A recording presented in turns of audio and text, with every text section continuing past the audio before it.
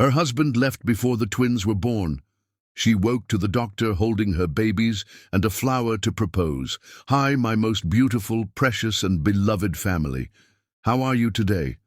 This is your Mr. Peter, and from the depths of my soul, I want you to feel this. I love you. You are not just a community. You are my heart, my reason, my strength. Your love is my anchor. Your presence is my peace. Please, my precious family, don't leave this story in the middle. It's not just a story. It's a warm hug for your heart. Stay with me. You deserve this moment of love. Now allow me to share something sacred. This Mother's Day, my queen, my Binta, was moved beyond words. Our elder daughter gave her a demand ring, whispering through tears, "You've always fought for us. Now let this ring remind you how deeply you are loved." And our little one, she gave her a family handprint kit saying, "So when we're not near, you can still feel us holding your hand." My beautiful family, our home was filled with tears and gratitude. And you, what gift did you give your parents? Or what gift touched your heart from your children? Let's celebrate these moments together. A special prayer for all my beautiful sisters and mothers. May your hearts be wrapped in a love so deep, no sorrow can shake it. May your hands, tired from giving, be filled with blessings beyond measure. May your souls be kissed by peace, and your days overflow with grace. You are not just strong, you are divine. You are not just loved, you are treasured. May healing find you, joy embrace you, and may you always walk in light. Can we reach 1,000 likes, my beautiful family? Let the world see what love, unity, and faith look like.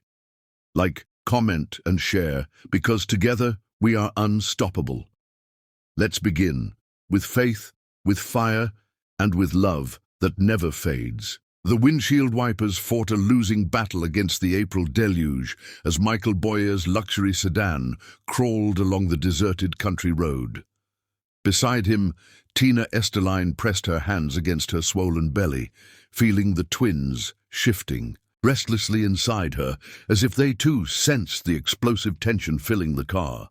"Please," she said softly, her voice barely audible over the drumming rain. "It's just a few more weeks. We can talk about this after the babies come."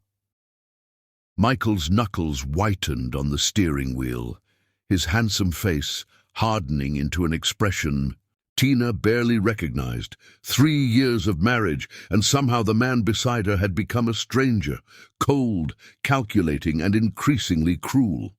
"There's nothing to discuss," his voice cut like steel through the humid air between them. "I've made my decision." Lightning fractured the darkness, briefly illuminating the tears tracking silently down Tina's cheeks. How had they arrived at this moment? She closed her eyes, mind flashing back to the charity gala where they'd met, his relentless pursuit, the heady attention that made her feel like the only woman in the world. Their whirlwind romance had unfolded like a fairy tale. Passionate, declarations under starlit skies, extravagant gifts appearing without occasion, and a proposal after just 6 months that had swept her completely off her feet. "You promised to love me forever," she reminded him, one hand still cradling her belly protectively. "Standing in that church, you promised." A bitter laugh escaped him, the sound nothing like the warm chuckle that had once charmed her. "That was before you trapped me with these kids." "Trapped you?" The accusation stung with genuine shock. "We planned this pregnancy together. You held the positive test in your hands and wept. You said it was the happiest day of your life. I've changed my mind." His voice flattened, devoid of any emotion or warmth. "I'm not father material. Maybe I never will be." The car slowed suddenly, tires crunching on the gravel shoulder. Confusion replaced Tina's anguish as Michael reached across her to open the glove compartment, extracting a thick manila envelope. "What are you doing?" Panic rose in her throat as the engine idled. "Michael, we're miles from anywhere.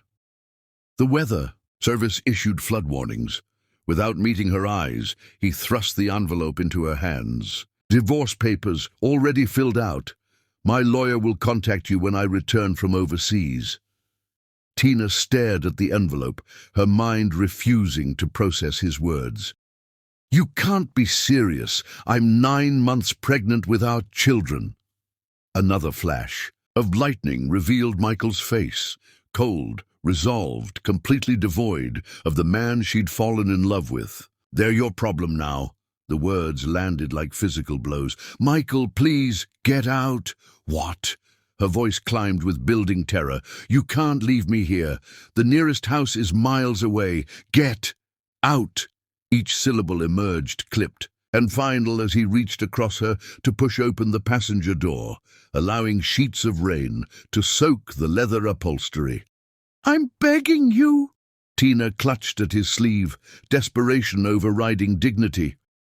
"If there's any part of you that ever loved me." His fingers closed around her wrist with bruising force. "The accounts have been emptied.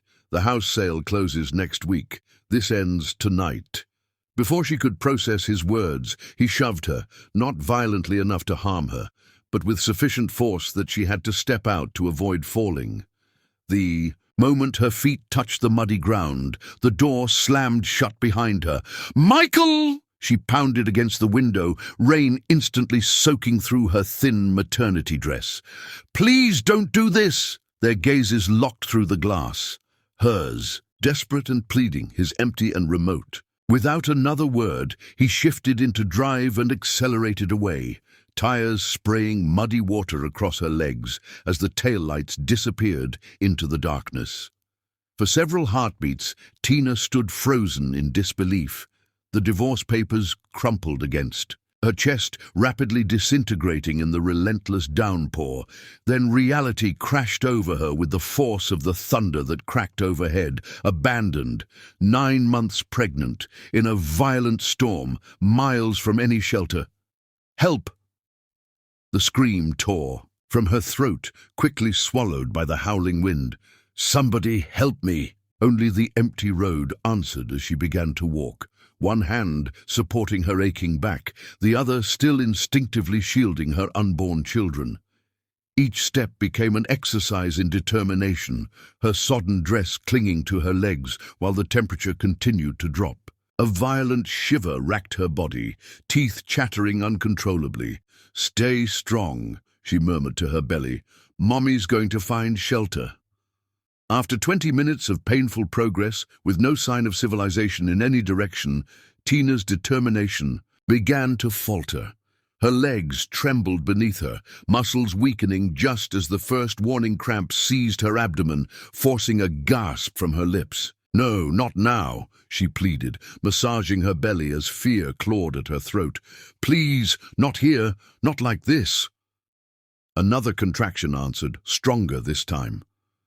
Tina sank to her knees on the muddy shoulder, a primal cry escaping as her body betrayed her. This couldn't be happening. She couldn't deliver her babies here, alone in the rain and cold. As the contraction eased, she struggled back to her feet, determination fueling her last reserves of strength. Just a little further. There had to be a house, a gas station. Anything. The third contraction struck with brutal force, driving her back to the ground.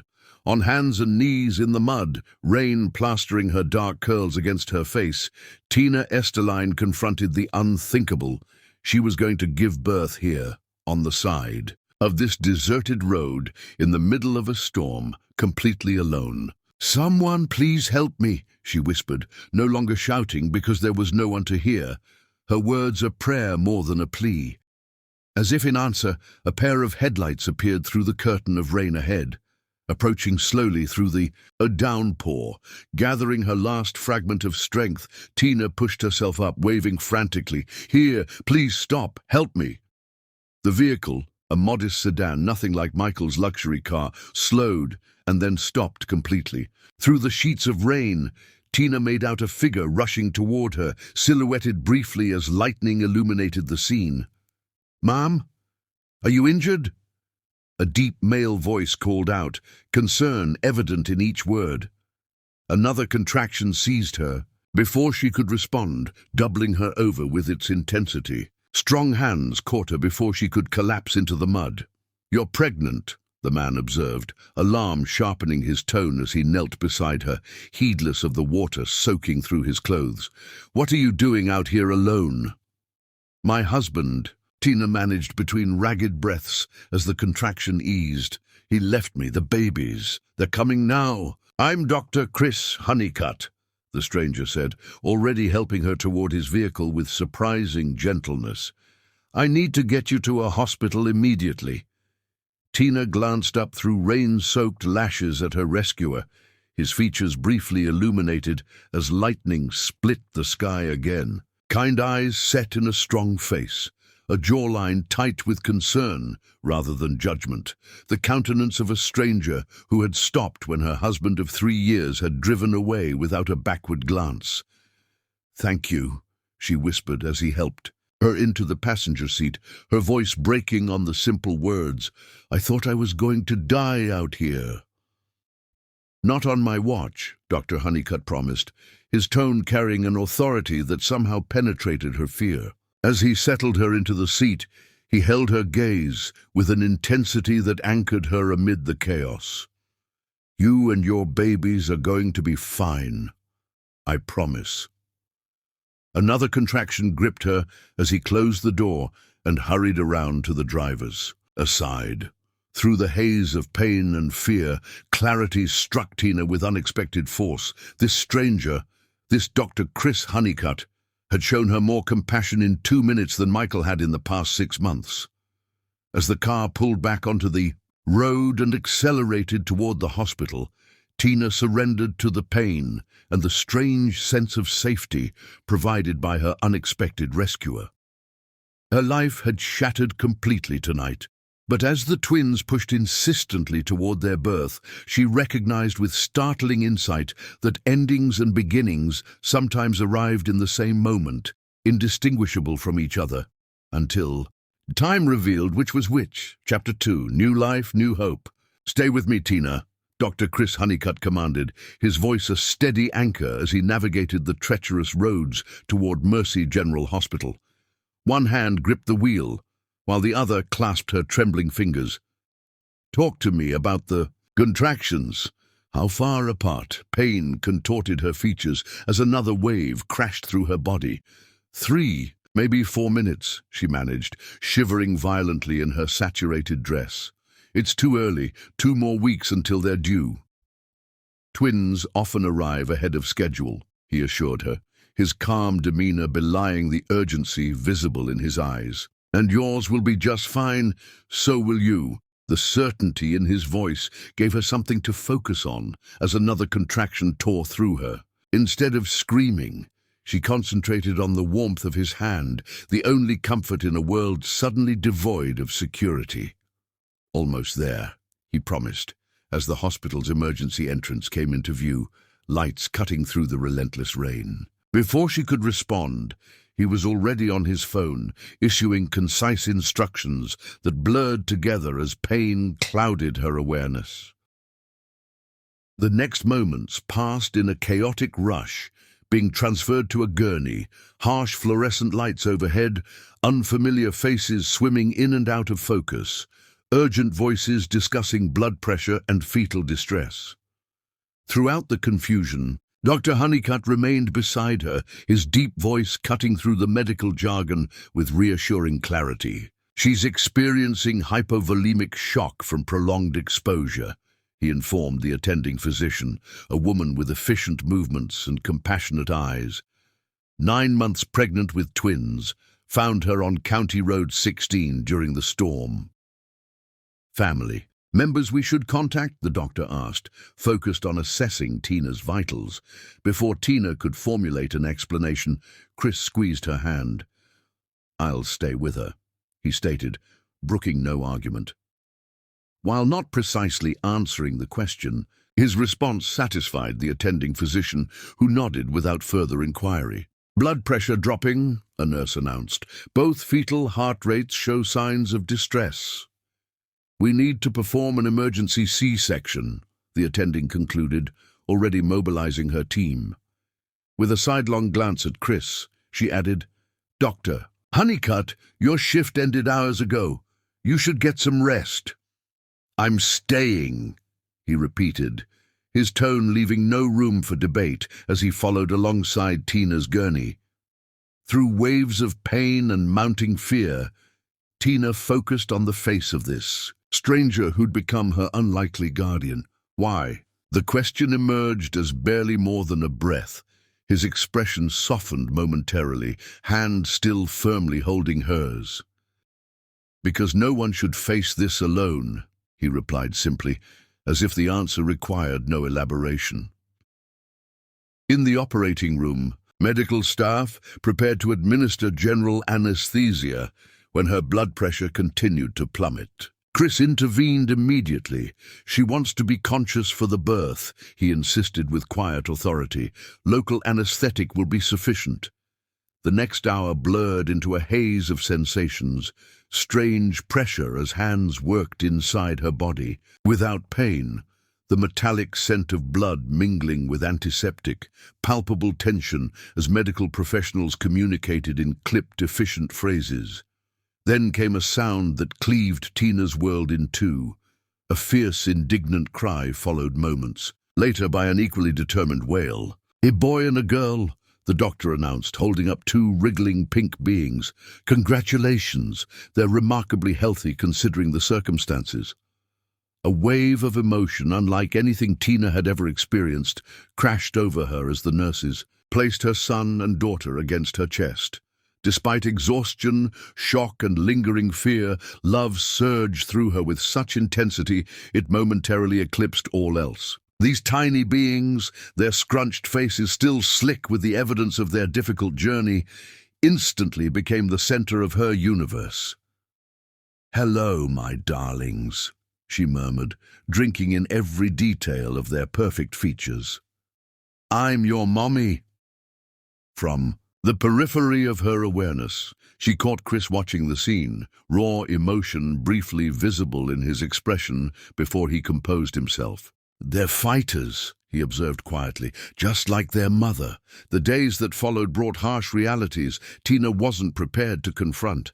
The hospital social worker sat beside her bed 48 hours after delivery, her compassionate expression doing little to soften her message.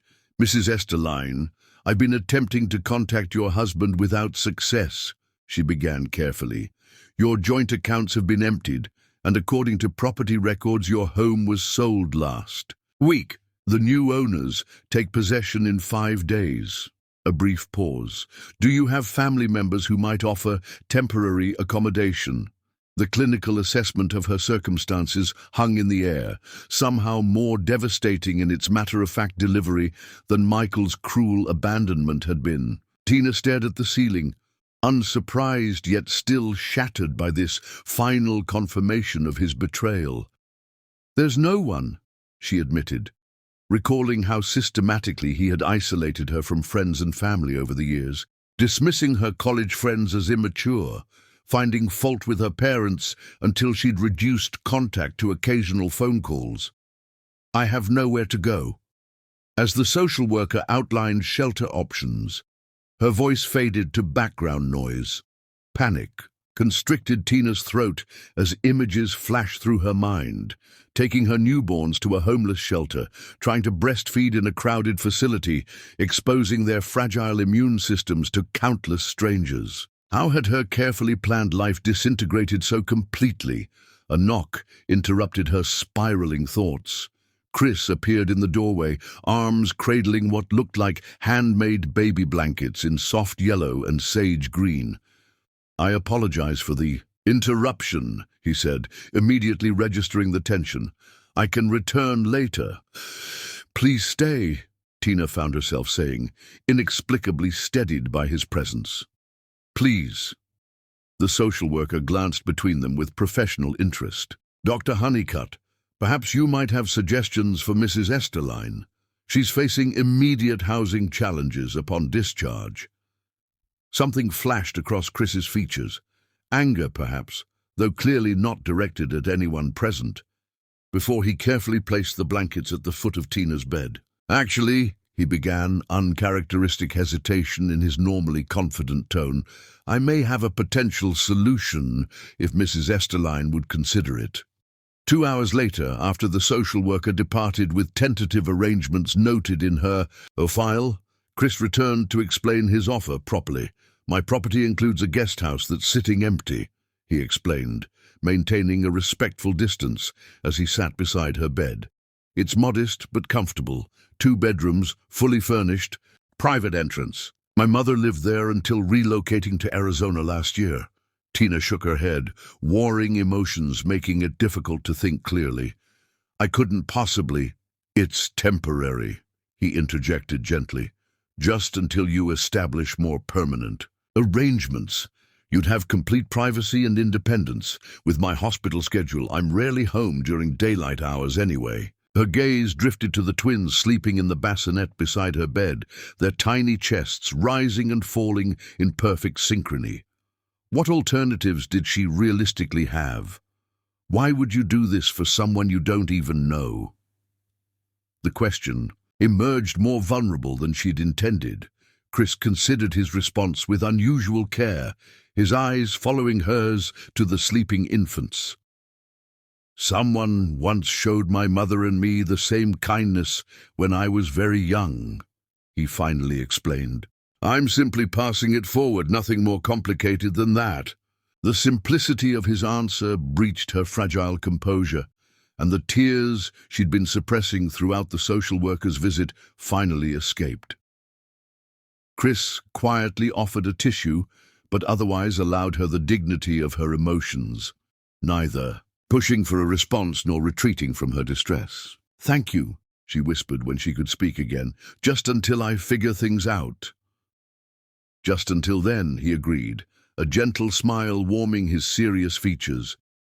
3 days later, Tina was discharged with her twins, Elijah and Emma, names she'd chosen without Michael's input after he'd made his indifference abundantly clear. Chris helped navigate the paperwork, handled the discharge process, and settled the babies into car seats he'd somehow procured overnight. The guest house exceeded her expectations, a charming cottage with a covered porch positioned at the far end of a sprawling property dominated by a modest 2-story farmhouse. Inside awaited a fully stocked refrigerator, a changing table with meticulously arranged supplies, and 2 handcrafted wooden cradles positioned beside the master bedroom's queen-sized bed. "These belonged to my grandfather," Chris explained when he caught her admiring the smooth walnut finish. "He was a carpenter by trade. They've been in my attic gathering dust." That first night alone with the twins tested Tina's limits in ways even childbirth hadn't prepared her for. Emma refused to latch properly despite multiple attempts, growing increasingly frustrated and hungry. Elijah developed hiccups that escalated into inconsolable wailing, his tiny face reddening with effort. Exhausted and overwhelmed, Tina found herself sitting on the kitchen floor at 3 a.m., a screaming infant in each arm, fighting back desperate sobs. A gentle knock startled her. Chris stood in the doorway in sweatpants and a rumpled t-shirt, clearly roused from sleep but instantly alert at the sight of her distress. "Their cries carried to the main house," he explained, stepping inside without waiting for an invitation. "May I help?" Too exhausted to refuse, Tina surrendered Elijah to his waiting arms. With practiced movements, Chris positioned the wailing infant against his shoulder, one large hand supporting the tiny head while the other patted a gentle rhythm against his back. "Try holding Emma like this," he suggested, demonstrating a different nursing position with Elijah. "Sometimes they need to feel more secure." Following his guidance, Tina repositioned her daughter. Immediately, Emma latched on properly, her indignant cries subsiding as she nursed hungrily. Meanwhile, Elijah's wails diminished to soft hiccuping sounds against Chris's shoulder. "How do you know so much about infants?" Tina asked, observing with amazement as her son's eyelids grew heavy in this man's capable hands. "Pediatric rotation during residency," he answered, voice lowered to match the gradually quieting room. Plus, 4 nieces and nephews who visited every summer. You developed techniques out of necessity. Over the following weeks, Chris appeared each evening after his hospital shift, bearing thoughtful offerings, a specialized mobile that played womb sounds, a nursing pillow designed for twins, children's books with inscriptions dating back decades. His visits remained brief and respectful, never intruding on her independence, yet the cottage gradually felt less overwhelming with the knowledge that help was just a text message away. On the night the twins reached 1 month of age, Tina emerged from the nursery after an extended bedtime routine to find Chris in her living room. He'd let himself in quietly, a covered dish that smelled of homemade comfort on the coffee table. He sat reading a medical journal, reading glasses perched on his nose, waiting patiently without disrupting her evening routine. The domesticity of the scene struck Tina with unexpected force. This kind, patient, generous man had integrated himself into their lives with such natural ease that she could hardly remember the chaotic days before his steady presence. Sensing her arrival, Chris looked up with that gentle smile that never demanded anything in return. "They're asleep?" she nodded, suddenly overwhelmed by emotions she couldn't properly name. Without warning, her vision blurred with unshed tears. Rather than offering empty reassurances, Chris simply closed his journal and waited, giving her space to either compose herself or break down completely, whichever she needed most. "I don't know how to adequately thank you," she finally managed, voice scarcely audible, "for everything." "You don't need to thank me, Tina," he replied, her name emerging with a warmth that felt like recognition. "Watching you with those babies, your strength, your devotion, despite everything you've endured, that's more than sufficient gratitude." Something in his words touched a place inside her that had been dormant since long before Michael's betrayal. Turning away to hide the fresh tears threatening to fall, she busied herself in the kitchen, needing physical distance from the intensity of her reaction. Behind her, she heard Chris rise from the chair. "I should go. Early surgery tomorrow." The door. He squeezed her hand gently, the brief contact that had become his customary goodbye. After his departure, Tina found herself drawn to the twins' room, watching their peaceful slumber in the soft glow of the constellation nightlight. For the first time since that rain-soaked night on the desolate road, she allowed herself to envision a future beyond mere survival, one where her children thrived, where she rebuilt a life defined by her own choices, where perhaps someday she might trust her heart to someone worthy of its care. As she brushed feather-light kisses on each tiny forehead, a single tear fell onto Elijah's blanket. Unlike the countless tears she'd shed in recent weeks, this one carried a different quality, not grief or fear or overwhelm, but something tentative and delicate, something that felt cautiously like hope. Chapter 3. Healing Hearts. By early July, 3 months after that fateful April storm, summer had transformed the landscape beyond Tina's cottage windows. Inside, seated cross-legged on the living room floor with her laptop, she put the finishing touches on a logo design for Sweetwater Bakery, her first paying client since establishing her freelance business. Beside her on their playmat, Emma and Elijah demonstrated their emerging personalities with each passing day. Emma, 5 minutes older and seemingly determined to maintain her firstborn status, kicked energetically at the dangling toys, dark eyes tracking every movement, with an intensity reminiscent of Tina herself. Elijah, more contemplative by nature, observed the ceiling fan's hypnotic rotation, occasionally rewarding Tina with the gummy smile that never failed to melt her heart. "Done," she murmured with satisfaction, clicking the submit button. A small victory in most contexts, but for a woman who'd been abandoned, pregnant and penniless 3 months earlier, it represented something profound. the first step toward genuine independence.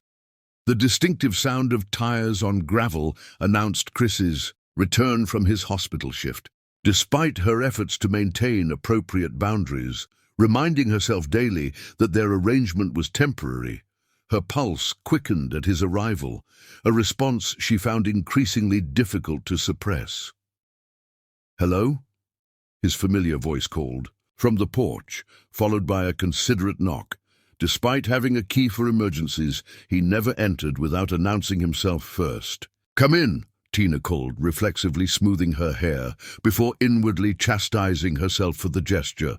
Chris stepped inside, bringing with him the lingering warmth of the July afternoon, and something else. A weariness evident in the unusual slump of his normally straight shoulders and the shadows beneath his eyes. "Difficult day?" she asked, recognizing the signs after months of watching him return in various states of emotional and physical depletion.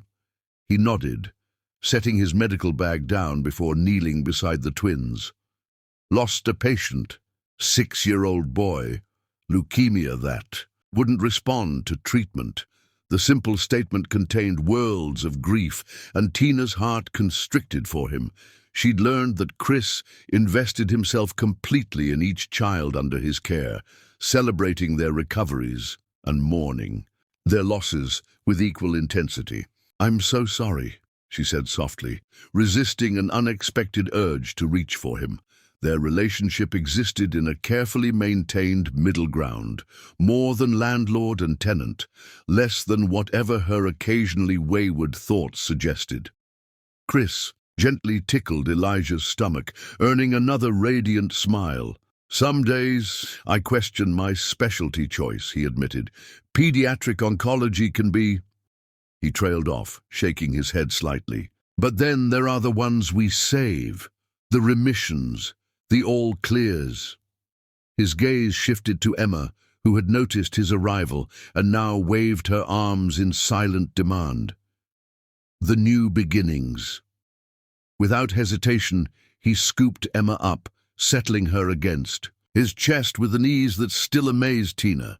Her daughter, typically fussy with strangers, immediately settled in his arms, tiny hand reaching to pat his stubbled cheek. "They've missed you," Tina observed, carefully neutral despite the warmth spreading through her chest at the tableau before her. Chris had been on call for the past 2 days, the longest he'd been absent since they'd moved into the cottage. "I've missed them too." His eyes met hers over Emma's dark curls. The unspoken addition, "and you," hovered in the air between them, neither willing to acknowledge it directly. "Are you hungry?" Tina asked, breaking the moment. "I made lasagna. Your recipe, actually." His expression lightened, fatigue momentarily receding. "You've been paying attention." "Hard not to," she replied, rising to her feet. "You've been feeding us for months. Least I could do was learn a few of your techniques." In the kitchen, Tina moved with growing confidence, setting out plates while Chris settled both twins in their bouncy chairs, speaking to them in the low, serious tone he always used. Never baby talk, always real conversation, as if they understood every word. Perhaps they did, in their way. They certainly responded to him with focused attention they gave few others. "I finalized the bakery logo today," Tina mentioned as they sat down to eat. "If they approve it, they've promised me 3 more projects." "That's excellent," Chris said, genuine pride warming his voice. "Your work is exceptional. I'm not surprised they want more." Tina lowered her gaze, still uncomfortable with direct praise after years of Michael's subtle undermining. "It's a beginning." "It's more than that," Chris insisted gently. "You've created something from nothing, all while caring for 2 infants. That's remarkable, Tina." Her name in his mouth always sounded different somehow, invested with a warmth and respect that made her feel simultaneously seen and valued. Dangerous feelings to examine too closely. They ate companionably, falling into the easy rhythm established over months of shared meals. Chris detailed a promising new treatment protocol being tested for pediatric leukemia. Tina described the twins' latest developments: Emma's determined attempt to roll over, Elijah's newfound fascination with his own hands. Outside, summer rain began to fall, pattering against the windows in a soothing counterpoint to their conversation. As they cleared the dishes together, Tina became acutely aware of how domestic it all felt. This man in her kitchen, their hands occasionally brushing as they passed plates, the twins contentedly watching from their seats, the rain creating a cozy atmosphere that felt intimately secluded. For a brief, painful moment, she allowed herself to imagine this was reality, that they were truly a family, that this was their permanent life together, chosen and deliberate rather than the result of circumstance and kindness. "What's on your mind?" Chris asked, drying his hands on a dish towel. Tina blinked away the dangerous fantasy. "Just grateful," she said, which was true if incomplete. The rain intensified suddenly, transforming from gentle shower to driving downpour in moments. Lightning flashed, followed almost immediately by thunder that rattled the windows. Both twins startled. At the sound, their synchronized wails filling the kitchen. "I'll take Emma," Chris offered without hesitation, already moving to lift the more vocal of the two. Tina gathered Elijah, whose lower lip trembled pitifully even as his sister exercised her impressive lungs. Another crash of thunder sent Emma into fresh paroxysms of fear, her tiny body rigid against Chris's chest. "It's just the sky applauding," he murmured, large hand cupping the back of her head protectively. "Nothing to fear, little one." The tenderness in his voice created an almost physical ache in Tina's chest as she soothed her own frightened child. This man, who spent his days battling to save children's lives, still had seemingly endless reserves of compassion for her babies. At the end of his grueling shifts, it took nearly an hour to settle the twins, the storm continuing to rage outside, echoing that fateful April night. When they finally succumbed to sleep, Tina and Chris retreated to the living room, both emotionally and physically drained. "That sound," Tina said quietly as another thunderclap shook the cottage. "I still can't hear it without remembering—" She left the sentence unfinished. Chris knew the entire story now, how Michael had driven away, leaving her pregnant and alone in a storm, much like this one. How she'd believed she would die there on that deserted road until headlights appeared through the darkness. "I was almost home," Chris said, his voice equally subdued as he stared into middle distance. "I nearly took the main road instead. If I had, the possibility hung between them. If he had chosen differently, if he hadn't found her, if the twins had been born on the roadside in the storm, too terrible to contemplate fully." "But you didn't," Tina replied, arms wrapping around herself. "You were there." Her voice caught slightly on the last word, suddenly overwhelmed by the realization that this man's simple choice to drive down a country road had altered the entire trajectory of her life and her children's lives. Chris looked up then, his eyes reflecting the same awareness. In the soft lamplight, with rain lashing the windows and thunder rolling overhead, the air between them seemed to thicken with unspoken words. "Tina," he said, her name barely audible over the storm. Before she could respond, a particularly violent gust of wind threw a branch against the window, startling them both. Chris rose, moving to check that the cottage was secure against the storm's fury. Tina followed, inexplicably anxious to remain near him, as if the shared memory of that first night had temporarily dissolved the careful boundaries she'd constructed. They met at the front door, Chris turning the deadbolt to ensure it was locked. His rain-dampened jacket hung on the hook nearby, and Tina reached to help him remove it, suddenly aware of how soaked he must have been upon arrival. "You're completely wet," she observed, fingers brushing the damp collar of his shirt. "You should have said something." "It didn't seem important," he replied, his voice dropping lower as her hands lingered on the fabric. They stood close, too close, in the narrow entryway, the electricity between them having nothing to do with the lightning outside.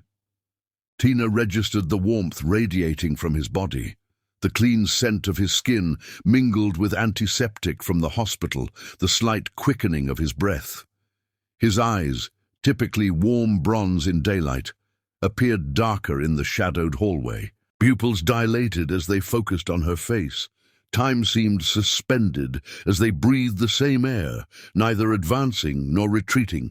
Then, with infinite gentleness, Chris raised his hand to her cheek, thumb brushing away a tear she hadn't realized she'd shed. "Tina," he whispered again, her name both question and answer. She couldn't say who moved first. Perhaps they both did, but suddenly his lips were on hers, tentative and questioning. For a heartbeat, Tina froze, overwhelmed by the foreign yet achingly familiar sensation of being kissed. Then something broke loose inside her, a dam of loneliness and longing she'd held back for months, years, if she was honest with herself. Her hands slid up to his shoulders as the kiss deepened, transformed from hesitant exploration to hungry need. Chris's arms encircled her waist, drawing her closer without demanding, always giving her space to retreat if she chose. But retreat was the furthest thing from Tina's mind as she lost herself in the sensation of being held, being wanted, being seen by this man who had become the center of her reconstructed world. For precious, stolen moments, there was only this, his. Hands tangled in her hair, her fingers gripping the solid muscle of his shoulders, their breath mingling in the narrow space between desperate kisses. The storm outside faded to background noise, irrelevant compared to the thundering of her heart. Then, like a bucket of ice water, Michael's face flashed in her memory, his cold eyes the last time she'd seen him, the casual cruelty with which he'd discarded her and their unborn children. The image triggered a cascade of fear, insecurity, and doubt that washed away the momentary happiness she'd found in Chris's arms. With a broken sound that was half gasp, half sob, Tina pulled away, arms wrapping protectively around herself as if physically holding together the pieces of her shattered trust. "I can't," she managed, voice catching. "I'm sorry." "No apologies needed," Chris said immediately, remaining where he stood, giving her the space her body language so clearly demanded. I shouldn't have—" "Don't," Tina interrupted, forcing herself to meet his eyes despite her embarrassment. "Don't apologize. I wanted that too." The admission cost her, but she owed him honesty at minimum. "I just can't—" Understanding dawned in his expression, followed by something deeper and more complex. "I'm falling in love with you, Tina," he confessed, the vulnerability in his voice nearly breaking her resolve. "I think I have been since that night in the rain."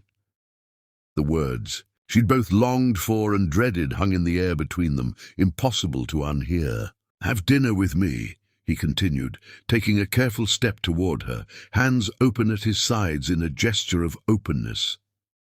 "Not as friends or whatever we've been pretending to be these past months, as something more." Tina shook her head, fresh, tears threatening. "I can't trust again," she whispered, the words wrenched from someplace deep and wounded inside her. "I'm sorry." Instead of arguing or dismissing her fears, Chris simply nodded, respect evident in his expression despite the pain she'd caused. "I understand," he said quietly, "and I'll wait." "Wait," Tina echoed, confused. "However long it takes," he clarified, a sad smile touching his lips. "Some things are worth waiting for." The simple declaration, so different from Michael's ultimatums and demands, left Tina speechless. Chris moved toward the door, pausing with his hand on the knob. "For what it's worth," he added quietly, "not all men are like your ex-husband. Some of us keep our promises." With that, he slipped out into the storm, leaving Tina standing in the hallway, fingers unconsciously touching her lips where the warmth of his kiss still lingered.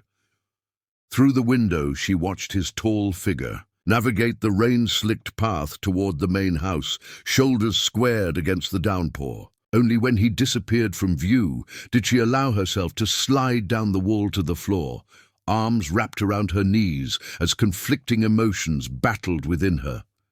Desire, fear, longing, terror, hope, doubt. The twins slept peacefully in the next room, blissfully unaware of their mother's turmoil. Outside, the storm began to ease, the space between lightning and thunder growing longer as it moved away. Inside Tina's heart, however, the tempest had only just begun. For 3 months, she'd focused entirely on rebuilding her life, finding strength she never knew she possessed, creating a home for her children from nothing, establishing the beginnings of a career that could support them. She'd done it all while carefully guarding her heart, convinced that trusting again would only lead to more pain. But sitting alone in the hallway, where Chris's kiss had momentarily shattered her defenses, Tina confronted an uncomfortable truth. In her determination to protect herself from further hurt, she might be denying herself and her children a chance at genuine happiness. "Some things are worth waiting for," he'd said. What Tina couldn't yet answer, as she slowly rose and made her way to check on her sleeping twins, was whether she possessed the courage to discover if he was right. Chapter 4. First Proposal. Spring arrived with subtle persistence. Wildflowers, dotting the meadow behind the cottage in defiance of the previous season's harshness. In the 3 months since their kiss, Chris had kept his word, remaining a steadfast presence without pressing for more, though his feelings remained evident in the softness of his gaze when he thought Tina wasn't looking. The twins had reached 6 months, their personalities blossoming as distinctly as the varied wildflowers outside. Emma mastered sitting independently and reached for everything within sight, her determination unmistakable in the set of her tiny jaw. Elijah, more watchful and deliberate, studied the world with thoughtful concentration, offering his heart-melting smile only to those who earned his trust. On a perfect Saturday morning in April, a knock at the cottage door revealed Chris dressed in casual jeans and a soft blue button-down that intensified the color of his eyes. "I want to show you something special today," he said without preamble. "Pack enough supplies for the twins for the full day. The road might be slightly rough, but I promise the destination is worth it." Curiosity piqued, Tina agreed, loading the twins and their seemingly endless necessities into Chris's SUV. The drive took them deeper into the countryside, eventually turning onto a narrow dirt road that wound through towering pines before opening to reveal a breathtaking vista. A pristine lake nestled in a valley, sunlight dancing across its surface in diamond patterns. "This is stunning," Tina breathed, as Chris parked beside a small, well-maintained cabin. "My grandfather built it when my father was young," he explained, a rare nostalgia softening his features. "I spent every summer here until medical school." Inside, the cabin proved as charming as its exterior, rustic yet comfortable, with wide windows framing the lake view and a stone fireplace dominating the main room. While Chris unloaded their supplies, Tina spread a blanket on the porch for the twins, who watched the dappled sunlight through tree branches with wide-eyed fascination. The day unfolded with unhurried grace. Lunch featured all of Tina's favorite foods, prepared with the same careful attention Chris brought to everything, involving her and the twins. He had remembered Elijah's preferred pacifier for nap time, Emma's favorite stuffed elephant, even the specific organic baby food they'd recently introduced. Afterward, they brought the babies to the lake's edge, allowing them to experience the cool water on their toes. Emma's excited squeals echoed across the water, while Elijah conducted his serious investigation of ripples spreading from his kicking feet. Chris pointed out tiny fish darting in the shallows, creating whimsical stories about fish families. That made Tina laugh despite herself. During these unguarded moments, watching him with her children, the walls around Tina's heart felt increasingly fragile. Chris knelt in the sand, balancing Elijah securely on one knee while helping Emma skip rocks that immediately plopped into the water, his deep laugh mingling with her daughter's giggles. When Emma tired of this game, she reached for him with complete confidence, demanding up, with imperial certainty that she would be immediately obeyed. What struck Tina most was the natural authenticity of these interactions. This wasn't performance or strategy. Chris genuinely connected with each child as an individual, responding to their distinct personalities with intuitive understanding. He had formed his own unique bond with the twins, independent of his feelings for their mother, loving them for themselves rather than as extensions of Tina. As afternoon mellowed and the twins napped in portable cribs Chris had somehow produced and assembled in the cabin's second bedroom, he suggested a short walk along the lakeshore. The spring air carried warmth without humidity, perfect for the light sundress Tina wore, her first venture into feeling feminine again after months of practical motherhood attire. "You look beautiful today," Chris commented as they strolled along the shoreline, maintaining a respectful distance between them. Though you always do, the compliment brought unexpected warmth to Tina's cheeks, a reaction that surprised her. At 32, after marriage and motherhood, she hadn't expected to experience this fluttering nervousness again, this heightened awareness of another person's proximity. "Thank you," she replied simply, uncertain how to navigate these waters. Since their kiss, they'd established a careful friendship that acknowledged deeper currents without disturbing the delicate equilibrium they'd achieved. As the sun began its descent toward the horizon, painting the lake in shimmering gold and amber, Chris guided her to a small peninsula jutting into the water. There, a large flat rock provided a natural seating area overlooking the tranquil scene. "I discovered this spot when I was 8, he explained, helping her settle comfortably before sitting beside her, still maintaining that careful space between them. "It became my thinking place. Every major decision in my life has been made right here." Something in his tone alerted Tina that this moment wasn't spontaneous but intentional. The realization sent her pulse racing, anticipation and apprehension tangling in her chest. Chris gazed across the water for several heartbeats, gathering his thoughts, then turned to face her directly. From his pocket, he withdrew not a jewelry box as she'd half expected, half dreaded, but a single perfect wildflower, a blue violet with delicate petals that seemed impossibly vivid against his palm. "This reminds me of you," he said, offering it with a hand that wasn't quite steady. "Beautiful but stronger than it appears, the kind of flower that thrives where others can't take root." Tina accepted the blossom, cradling it as if it were made of spun glass. "6 months ago, you came into my life broken and afraid," Chris continued, his voice deepening with emotion. "I've watched you rebuild yourself with more strength and grace than anyone I've ever known." He paused, seeming to search her face for some sign to continue or stop. Whatever he saw gave him courage. "I love your resilience, your compassionate heart, and the family we've begun to create together," he said, each word measured and sincere.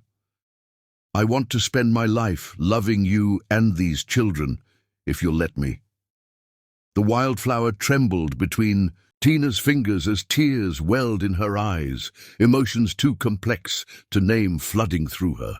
Before she could formulate a response, a distant rumble of thunder interrupted the silence between them. Chris glanced at the sky, where dark clouds had begun gathering with surprising speed. "We should head back," he suggested, disappointment evident in his expression despite his practical concern. They barely made it halfway to the cabin before the skies opened, releasing a sudden spring downpour that drenched them within seconds. Running for shelter, they found themselves beneath the protective branches of an ancient oak tree, rain cascading around them like a liquid curtain. Breathless and laughing despite herself, Tina pushed wet hair from her face, suddenly aware of Chris watching her with an intensity that made her pulse quicken. In that moment, with rain drumming against leaves overhead and soaking through her thin dress, Tina felt more alive than she had in years. "Chris," she began, uncertain what she even wanted to say. He stepped closer, one hand rising to gently brush a raindrop from her cheek. "You don't have to answer now," he murmured, his gaze dropping briefly to her lips. "Just tell me you'll consider it. Whether it was the magic of the setting, the romance of the rain, or simply months of denial finally crumbling, Tina found herself moving toward him, closing the careful distance they'd maintained since that stormy night in her hallway. When their lips met, it wasn't with the desperate hunger of their first kiss, but with something deeper, a slow, burning need that built with each passing second. Chris pressed her gently against the tree trunk, one hand cradling her face while the other spanned her waist, holding her as if she were something precious and irreplaceable. Tina surrendered to the moment completely, arms winding around his neck, fingers threading through his rain-dampened hair.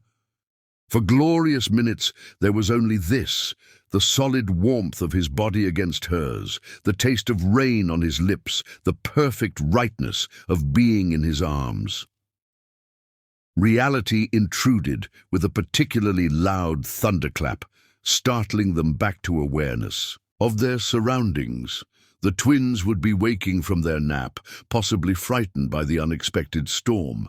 Reluctantly separating, they hurried back to the cabin, arriving just as Emma's distinctive cry indicated she was indeed awake and displeased by the thunder. For the next hour, they focused entirely on soothing the babies and preparing for the drive home, the interrupted proposal hovering unaddressed between them. It wasn't until they were back at Tina's cottage, the twins bathed and settled for the night, that Chris finally broached the subject again. "About what I asked at the lake," he began, standing in her doorway as he prepared to leave for the main house. Tina's heart constricted. The magic of the moment had passed, allowing doubt and fear to resurface. "I can't, Chris," she whispered, the words causing almost physical pain. "I'm not ready." Instead of disappointment or frustration, his expression showed only gentle understanding. "May I ask why?" "Beyond the obvious," he added, acknowledging her past trauma without dismissing. But the question deserved an honest answer. Taking a deep breath, Tina finally articulated the full extent of Michael's emotional abuse, how systematically he had isolated her from friends and family, criticized her appearance and interests until she questioned her own judgment, controlled their finances so completely that she had no independence, made her believe she was fortunate he tolerated her many failings.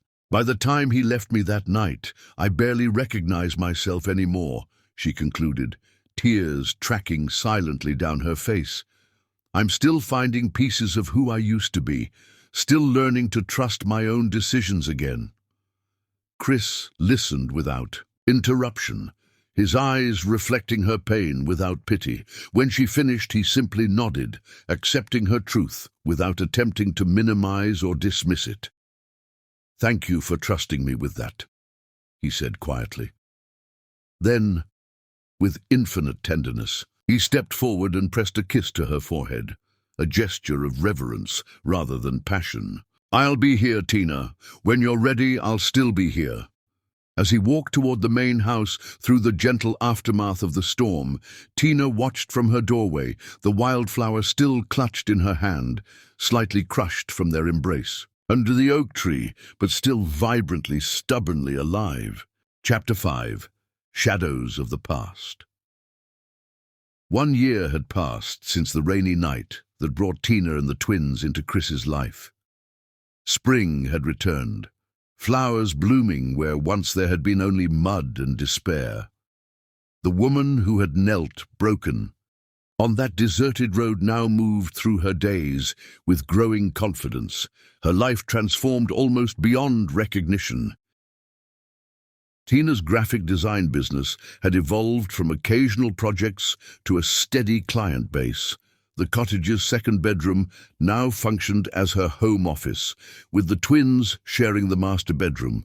Each invoice paid represented another step toward genuine independence. Bills covered by her own earnings, a modest savings account, clothes and toys purchased without relying on Chris's generosity. Throughout this transformation, Chris remained their steadfast support, caring for the twins during Tina's deadlines, becoming the father figure they instinctively reached for. Despite her rejection of his proposal 6 months earlier, he had maintained his promise to wait without pressure. The twins had recently celebrated their first birthday with a small gathering in the garden. Emma had marked the occasion by taking her first wobbly steps while Elijah had spoken his first clear word, Chris, missing the H but unmistakable in its intent. Mercy General is hosting its annual fundraiser next weekend, Chris mentioned one evening as he helped clear dinner dishes. The pediatric oncology wing is being recognized for the outreach program. That's wonderful recognition for your work, Tina replied. I'd like you to attend with me, he said, his tone deliberately casual, though his eyes revealed the significance of the invitation. As my guest. Their relationship existed in an undefined space, deeper than friendship, not quite. Romance. Accompanying him to a professional function would make concrete what had remained comfortably ambiguous. I wouldn't know what to wear to something like that, she demurred. You could design logos wearing pajamas and still be the most talented person in the room, Chris replied, with such matter-of-fact sincerity that Tina laughed, despite herself. After a moment's consideration, Tina nodded. Yes, I'd like to celebrate your achievement. 2 weeks later, she stood before the mirror in her bedroom, momentarily startled by the reflection. Lisa, a client who owned an upscale boutique, had insisted on lending her a black dress that elegantly highlighted curves Tina had almost forgotten existed beneath practical motherhood clothes. The twins were spending the night with Mrs. Abernathy, giving Tina her first evening completely free since their birth. When Chris knocked precisely at 7, Tina opened the door with uncharacteristic nervousness. The expression that crossed his face made every moment of preparation worthwhile. You are breathtaking, he said simply, offering his arm. The fundraiser transformed the hospital's atrium with subtle elegance. Twinkling lights suspended overhead, tables draped in cream linens, string musicians creating a sophisticated ambience. Throughout the evening, Tina observed Chris in his professional environment, respected by colleagues, adored by patients' families, authoritative when speaking about the outreach program. When the formal presentations concluded, a string quartet began playing and couples drifted toward the dance floor. Chris extended his hand in silent invitation. After a moment's hesitation, Tina accepted, allowing him to lead her among the other dancing pairs. Everyone's watching us, Tina observed quietly, feeling the weight of curious gazes. Let them, Chris replied, his voice dropping to an intimate register meant only for her. They're just envious I'm dancing with the most captivating woman here. When the dance ended, the room felt suddenly too warm. Chris suggested they step outside for fresh air. The hospital's third-floor balcony offered privacy and a spectacular view of the city lights spread below them like earthbound stars. In the moonlight, with the gentle breeze carrying the scent of nearby flowering trees, the moment felt suspended outside ordinary time. You were impressive tonight, Tina said softly. The way you spoke about those children, the program. You're making a genuine difference. So are you, he countered. Every day with Emma and Elijah. That's different, she protested. That's just being a mother. There's nothing just about motherhood, Chris replied, especially not the way you approach it, with such determination to give them everything they need despite what you've endured.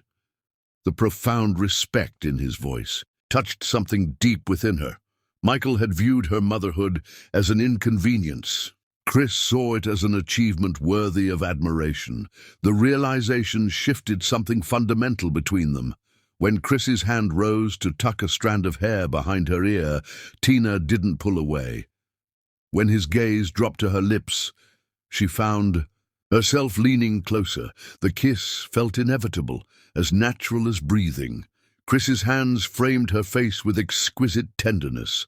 Tina's fingers curled into the lapels of his tuxedo, anchoring herself against the wave of emotion threatening to overwhelm her.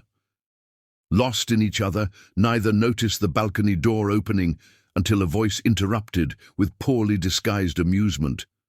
"Oh, sorry to interrupt, Dr. Honeycutt." Throughout the remainder of the evening, Tina felt a new awareness thrumming beneath her skin, a recognition of possibilities she'd denied for too long.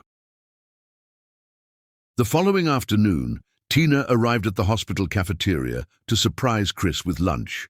The twins in their double stroller.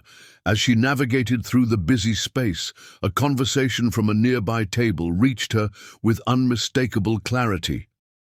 "The savior doctor and his charity case," a female voice commented. "Playing daddy to another man's kids while she lives in his backyard. Some women know exactly what they're doing." Humiliation burned through Tina like acid. Without conscious thought, she turned and fled, murmuring explanations to the confused twins as she rushed to her car. For days afterward, she avoided Chris's. Her calls and messages, the nurse's cruel words reinforcing every doubt about their relationship. Was she just a charity case to him? A convenient, ready-made family for a man with a savior complex?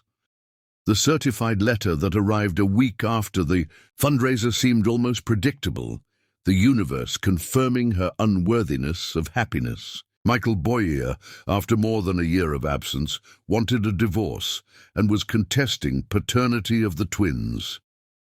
"DNA testing will establish that I am not the biological father of the minor children," the legal document stated. As such, no child support or custody provisions are applicable. When the knock came at her door, she knew without checking it was Chris. Despite her recent avoidance, he would have sensed something was wrong.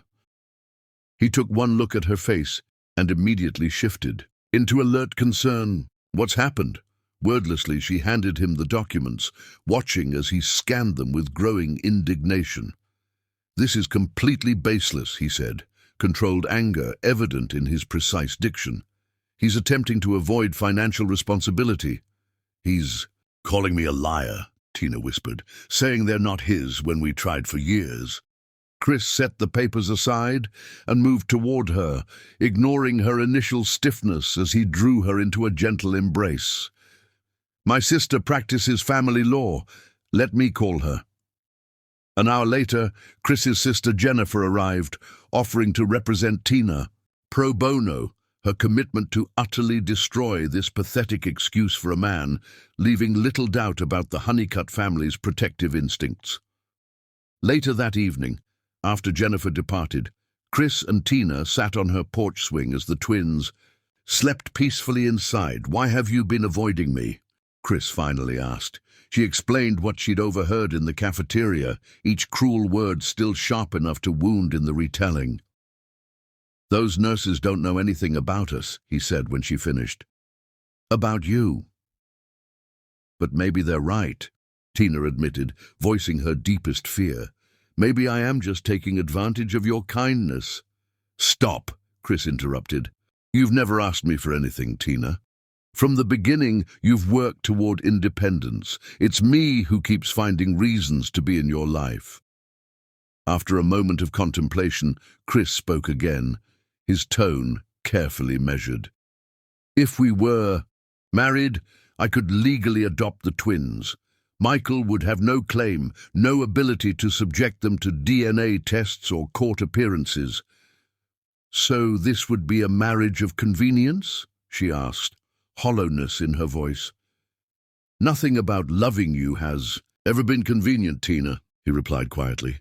"But I'd marry you for any reason you'd have me." The raw honesty in his voice made her throat tighten.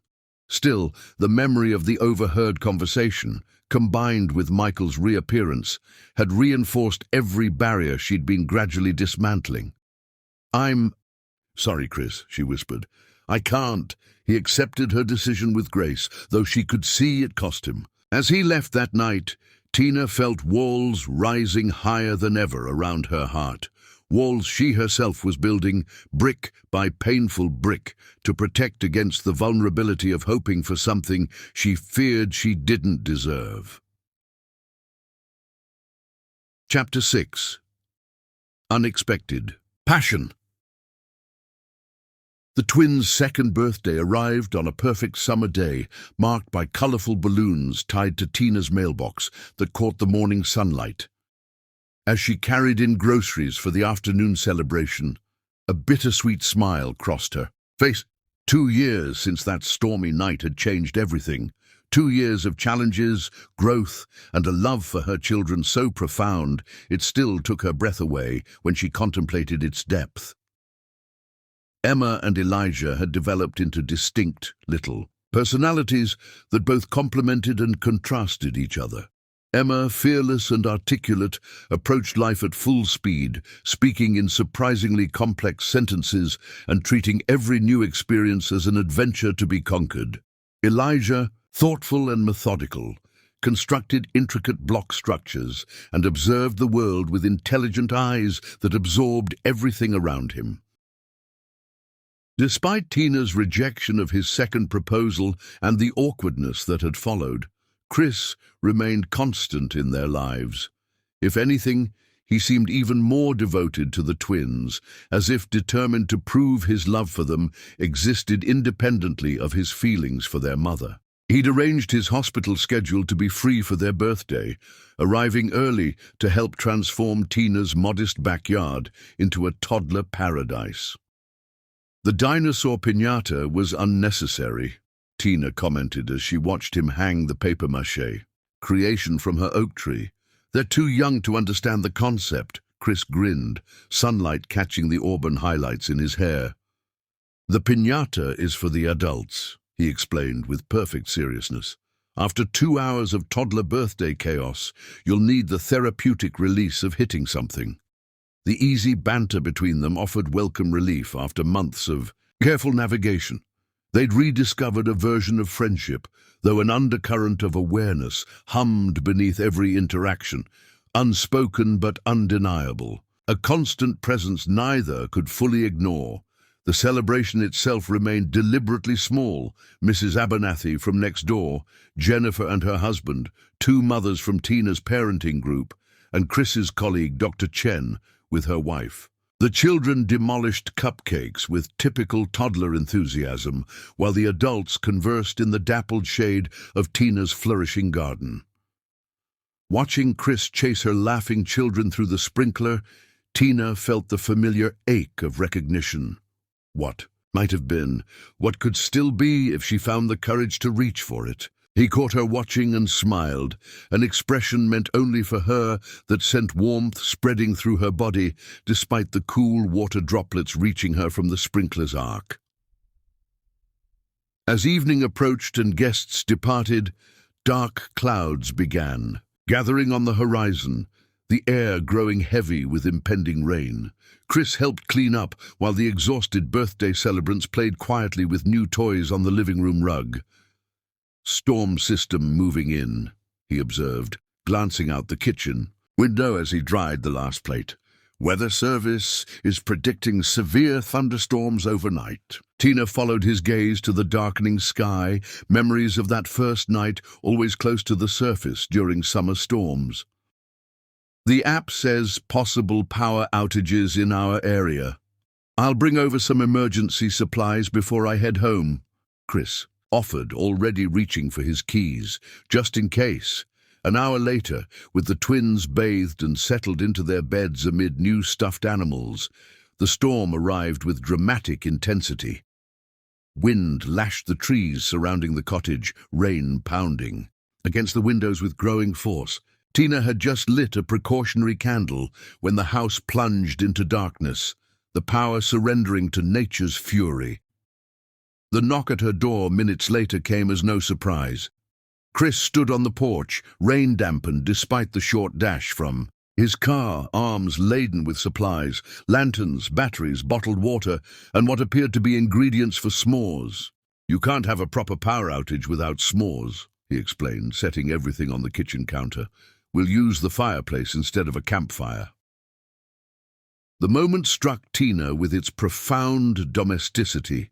This man had anticipated not just practical necessities, but also how to transform an inconvenience into an adventure for the children. It was characteristic of his approach to everything involving the twins, finding joy and opportunity in each challenge. They worked together by lantern light to build a small fire in the rarely used fireplace. The twins, awakened by the thunder, were delighted by this unexpected nighttime activity. Chris constructed a makeshift tent from blankets draped over the coffee table, creating a cozy haven that soon filled with childish giggles. "Tell story." "Chris," Elijah requested, his pronunciation of Chris's name still missing the H in a way everyone found endearing. "About dragons," Emma added decisively, settling against pillows with her favorite blanket. Without hesitation, Chris launched into an improvised tale about brave dragon siblings who protected their forest home from a grumpy storm giant. His deep voice rose and fell with the rhythm of the narrative, acting out different characters with such animation that even Tina found herself drawn into the story. By the time the dragons had convinced the storm giant to use his powers for good, creating gentle rain for thirsty flowers instead of frightening thunderstorms, both twins had drifted back to sleep. "You have remarkable storytelling talent," Tina observed softly as Chris carefully extracted himself from the blanket fort. "Have you considered writing children's books?" He smiled, the firelight casting warm shadows across his features. "Maybe someday, when I retire from medicine in 30 years. They settled on opposite ends of the sofa, the sleeping children visible in their fort, the storm continuing its percussion against the windows. In the intimate glow of firelight and scattered candles, the cottage felt like a world apart from ordinary reality, a pocket universe containing only the four of them. "Johns Hopkins has offered me a position," Chris said quietly, breaking the comfortable silence between them.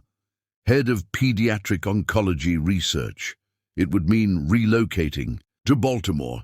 The casual statement landed with physical impact. Tina struggled to maintain her expression, to hide the sudden emptiness that opened inside her at the thought of Chris leaving. "That's incredible," she managed, forcing enthusiasm into her voice. "What an opportunity. When would you start?" "They want my decision within the month. The position begins in September."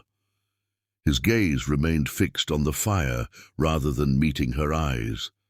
"I haven't accepted yet." "Of course you should take it," Tina said automatically, even as an internal voice screamed protests. "It's Johns Hopkins. That's the opportunity of a lifetime." Chris finally turned to face her, firelight reflecting in his eyes. Some things matter more than career advancement. The implication hung in the air between them, heavy with meaning neither was willing to articulate directly. Tina rose abruptly, needing movement to manage the emotions threatening to overwhelm her. "I should check the candles in the kitchen," she murmured, retreating to the relative safety of another room. Chris followed, bringing a lantern to supplement the flickering illumination of the kitchen candles. In the confined space, with the storm rattling the windows and the children sleeping in the next room, the air between them seemed to thicken with unspoken words. Tina busied herself rearranging candles that needed no adjustment, acutely aware of Chris's proximity as he leaned against the counter watching her. When she reached to move a candle from the windowsill, their fingers brushed accidentally, the simple contact sending an electric current through her body. "I should probably go," Chris said, his voice dropping to a register that somehow conveyed the opposite of his words.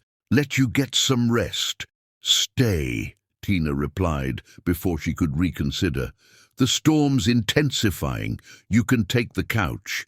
Another crash of thunder punctuated her words, as if nature itself were emphasizing the logic of her invitation. Chris nodded, his gaze never leaving hers in the golden candlelight. "Tell me to stop," he whispered, moving imperceptibly closer, giving her every opportunity to retreat, to maintain the careful boundaries they'd established. Instead, something broke loose inside Tina, a dam of longing and denial that had been building for 2 years. With a decisiveness that surprised them both, she closed the distance between them, her hands rising to frame his face as she pulled him down to her. Their kiss held nothing of hesitation or tentativeness. This was hunger, pure and undiluted, the culmination of years of wanting disguised as friendship. Chris's arms encircled her waist, lifting her slightly as they collided against the refrigerator, magnets skittering to the floor unnoticed. Tina's fingers tangled in his hair, her body arching instinctively into his, seeking a closeness that even this wasn't enough to satisfy. They stumbled through the kitchen, lips still fused, colliding with the wall beside the hallway with enough force to dislodge a framed photo. The sound barely registered as Chris's mouth traveled along her jawline to the sensitive spot below her ear, drawing a breathless gasp from Tina that seemed to intensify the electricity between them. Their journey to the living room was punctuated by pauses against walls, hands exploring with increasing urgency, soft sounds of pleasure and need escaping them both. When they finally tumbled onto the couch, Tina found herself straddling Chris's lap, her hands slipping beneath his shirt to find the warm skin underneath, his heartbeat racing beneath her palm. "Tina," he breathed against her throat, her name, both question and plea as his hands settled at her hips, thumbs tracing circles on the strip of skin exposed where her shirt had ridden up. She answered by reaching for the hem of her own shirt, intent on removing the barrier between them. Chris's hands gently caught hers, his eyes seeking confirmation despite the obvious desire darkening his gaze. "Are you certain?" he asked, the question clearly costing him visible restraint. Before Tina could answer, a particularly violent thunderclap shook the cottage, followed immediately by twin wails from the blanket fort. Reality crashed back with jarring force as both children cried out in frightened confusion. They sprang apart as if burned, straightening disheveled clothing with shaking hands. Chris recovered first, moving to soothe the startled twins while Tina pressed trembling fingers to her swollen lips, heart still racing from what had nearly happened. By the time the children were calmed and settled back to sleep, the moment's fierce passion had given way to uncomfortable awareness.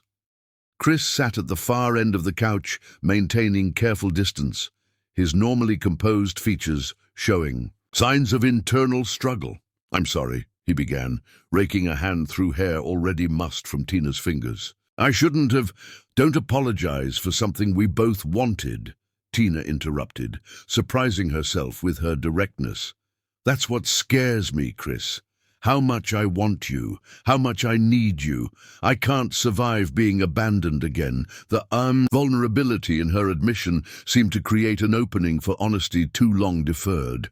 "When I was 26, Chris said quietly, staring into the dying embers of the fire, "I was engaged to another doctor. We'd been together since medical school, had our lives planned out perfectly. 2 weeks before the wedding, she left me for the chief of surgery at her hospital.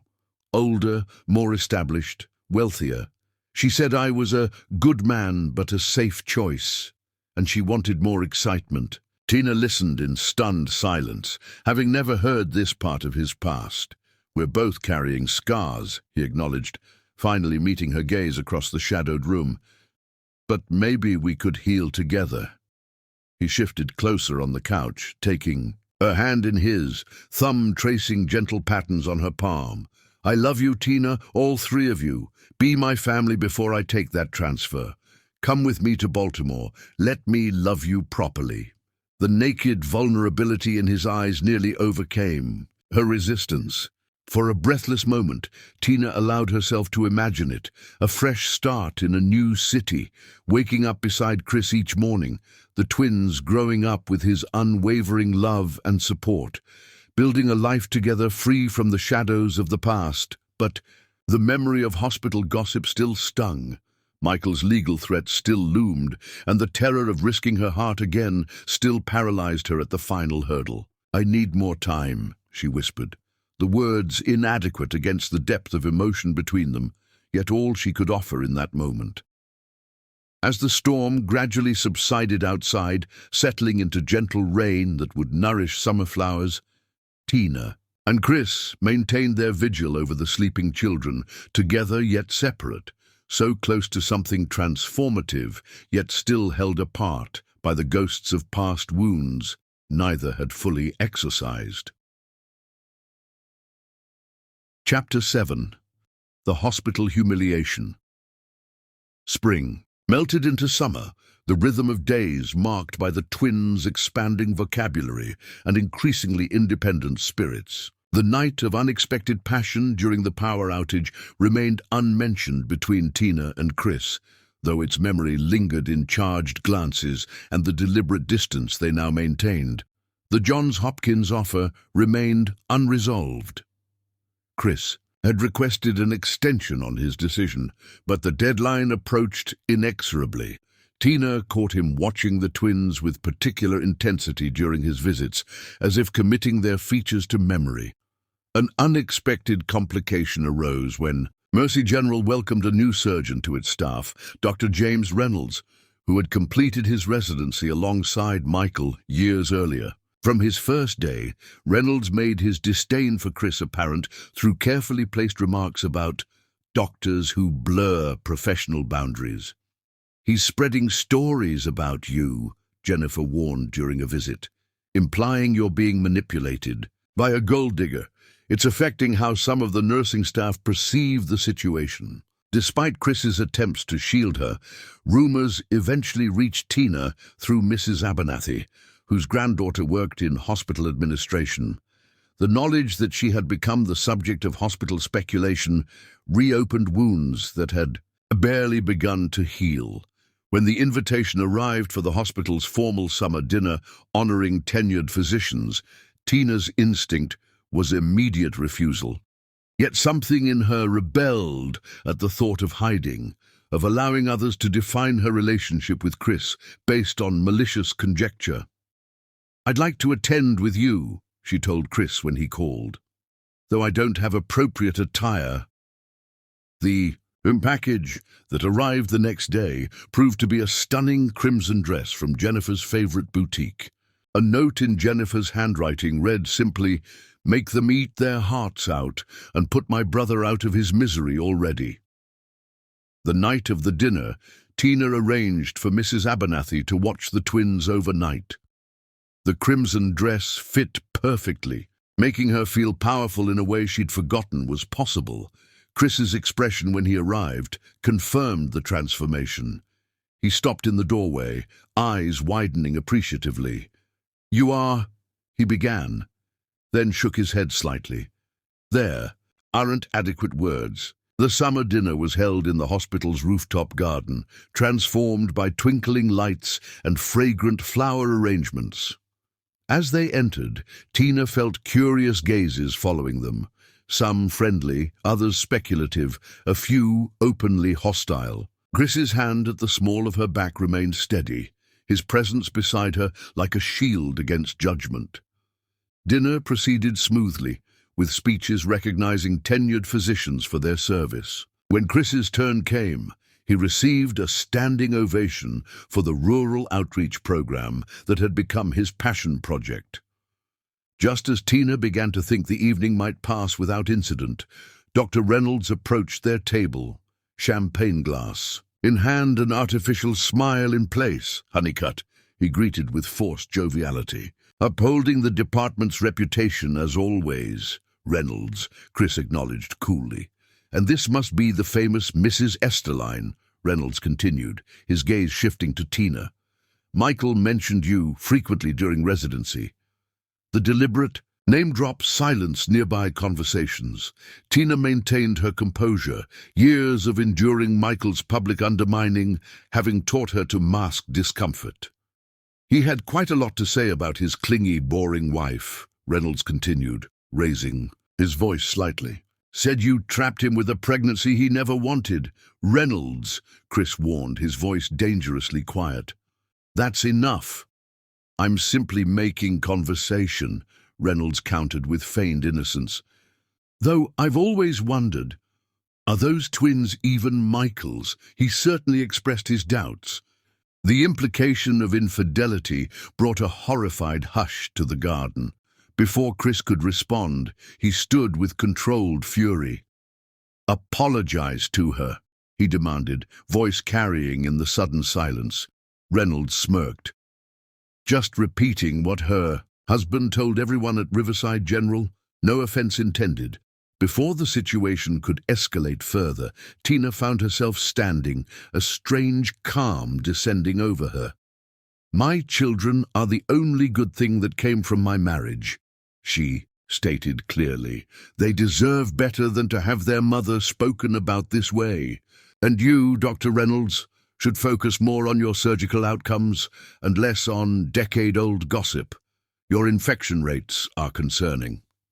Without another word, Tina placed her napkin beside her half-eaten dessert and walked toward the exit, head high despite the thundering of her heart. In the elevator down to the parking garage, neither spoke. The drive home passed in similar silence. When they reached the cottage, Tina spoke her first words since leaving the dinner. I'd prefer to be alone right now, she whispered.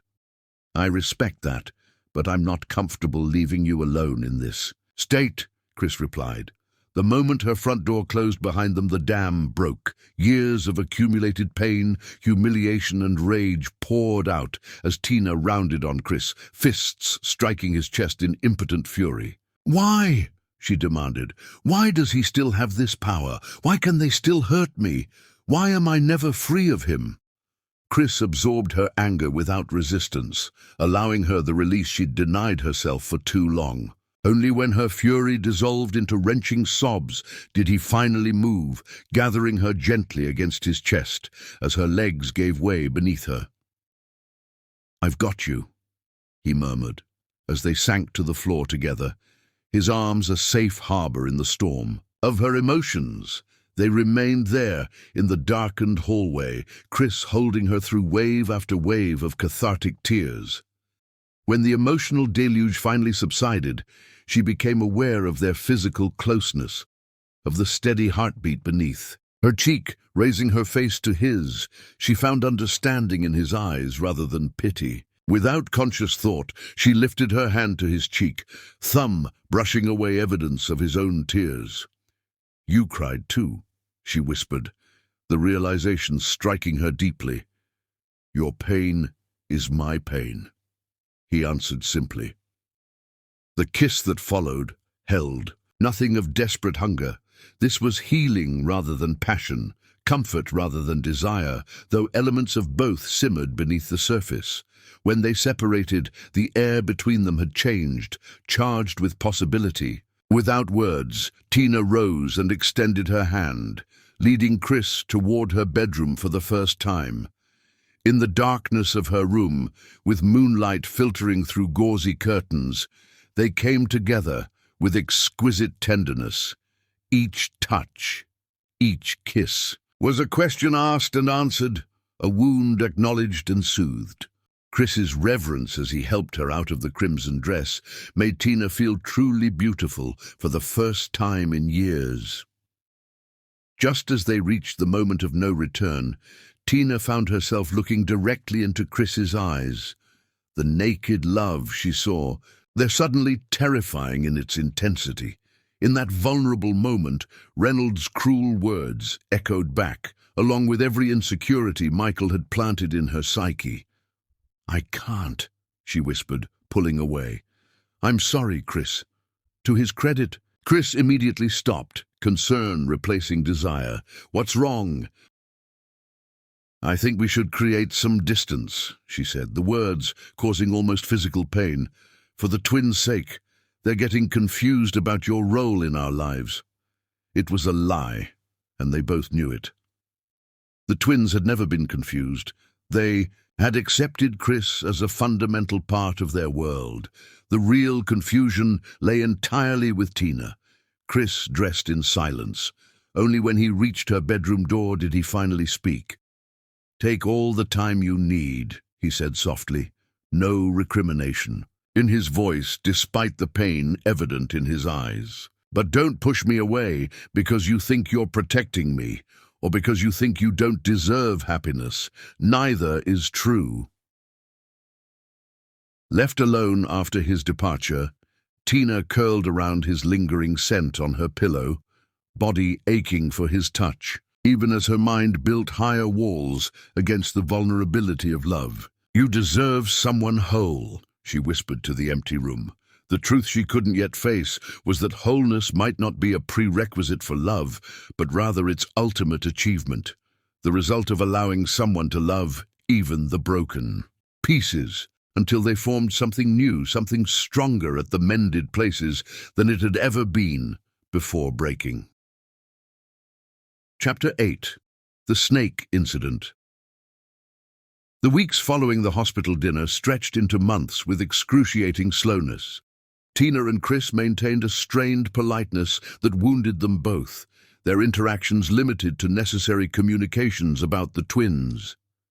Chris had finally accepted the Johns Hopkins position after repeated extensions, his departure now scheduled for the end of summer. The knowledge of his impending absence created a persistent ache in Tina's chest that she tried desperately to ignore. Despite her determination to create distance, Chris refused to abandon the twins. He still visited regularly, though he carefully timed his appearances to coincide with Tina's design deadlines, minimizing their direct contact while maintaining his relationship with the children. Emma and Elijah, now 3 years old, sensed the tension but remained devoted to their Chris, their faces illuminating whenever he appeared. As July blazed into August, the twins' 3rd birthday approached. Despite the awkwardness between them, Chris insisted on hosting the celebration at his home, pointing out practically that his expansive backyard offered space for the water activities he'd planned to combat the summer heat. Tina agreed reluctantly, unable to deny her children the joy of the day despite her own discomfort. The morning of the party dawned bright and oppressively hot, promising temperatures that would make the planned sprinklers and kiddie pools particularly welcome. Tina arrived early to help set up, her breath catching at the transformation of Chris's backyard. He'd created a magical environment with colorful streamers dancing in the breeze, a small petting zoo penned in one corner with gentle rabbits and a miniature pony, and a magnificent cake centerpiece shaped like a castle with a working drawbridge. "You've outdone yourself," she admitted, watching the twins race toward the decorations with squeals of delight. Chris shrugged, the gesture failing to hide the shadows beneath his eyes that matched her own sleepless nights. They only turned 3 once. The party itself unfolded with remarkable success, the handful of invited children and their parents enjoying the thoughtfully planned activities. Tina found herself watching Chris from across the yard, her heart physically aching with love she was too frightened to express. The casual way he knelt to eye level when speaking with children, the infinite patience with which he helped a frustrated toddler feed a carrot to the miniature pony, the genuine delight in his laugh when Emma performed an impromptu dance to the background music. "You're torturing yourself," Jennifer commented, appearing beside Tina with 2 glasses of lemonade. "And him. It's complicated," Tina replied, the excuse sounding hollow even to her own ears. Jennifer snorted inelegantly. "It's really not. You love him. He loves you. The rest is just fear talking." Before Tina could formulate a response, Chris called everyone to gather around the cake table. As the adults congregated to sing Happy Birthday, the twins and several other children continued playing near a flower bed at the edge of the yard, their excited voices creating a cheerful backdrop to the birthday preparations. Tina was helping light candles when a sound unlike any she'd ever made tore from her throat, a primal scream of pure maternal terror. 20 feet away, partially hidden in the decorative stones bordering the flower garden, a copperhead snake slithered directly toward the playing children, its distinctive pattern unmistakable even from a distance. "Snake!" she screamed, already running. Though knowing she was too far away to reach them in time, Chris's head snapped up at her cry, his gaze instantly locating the danger.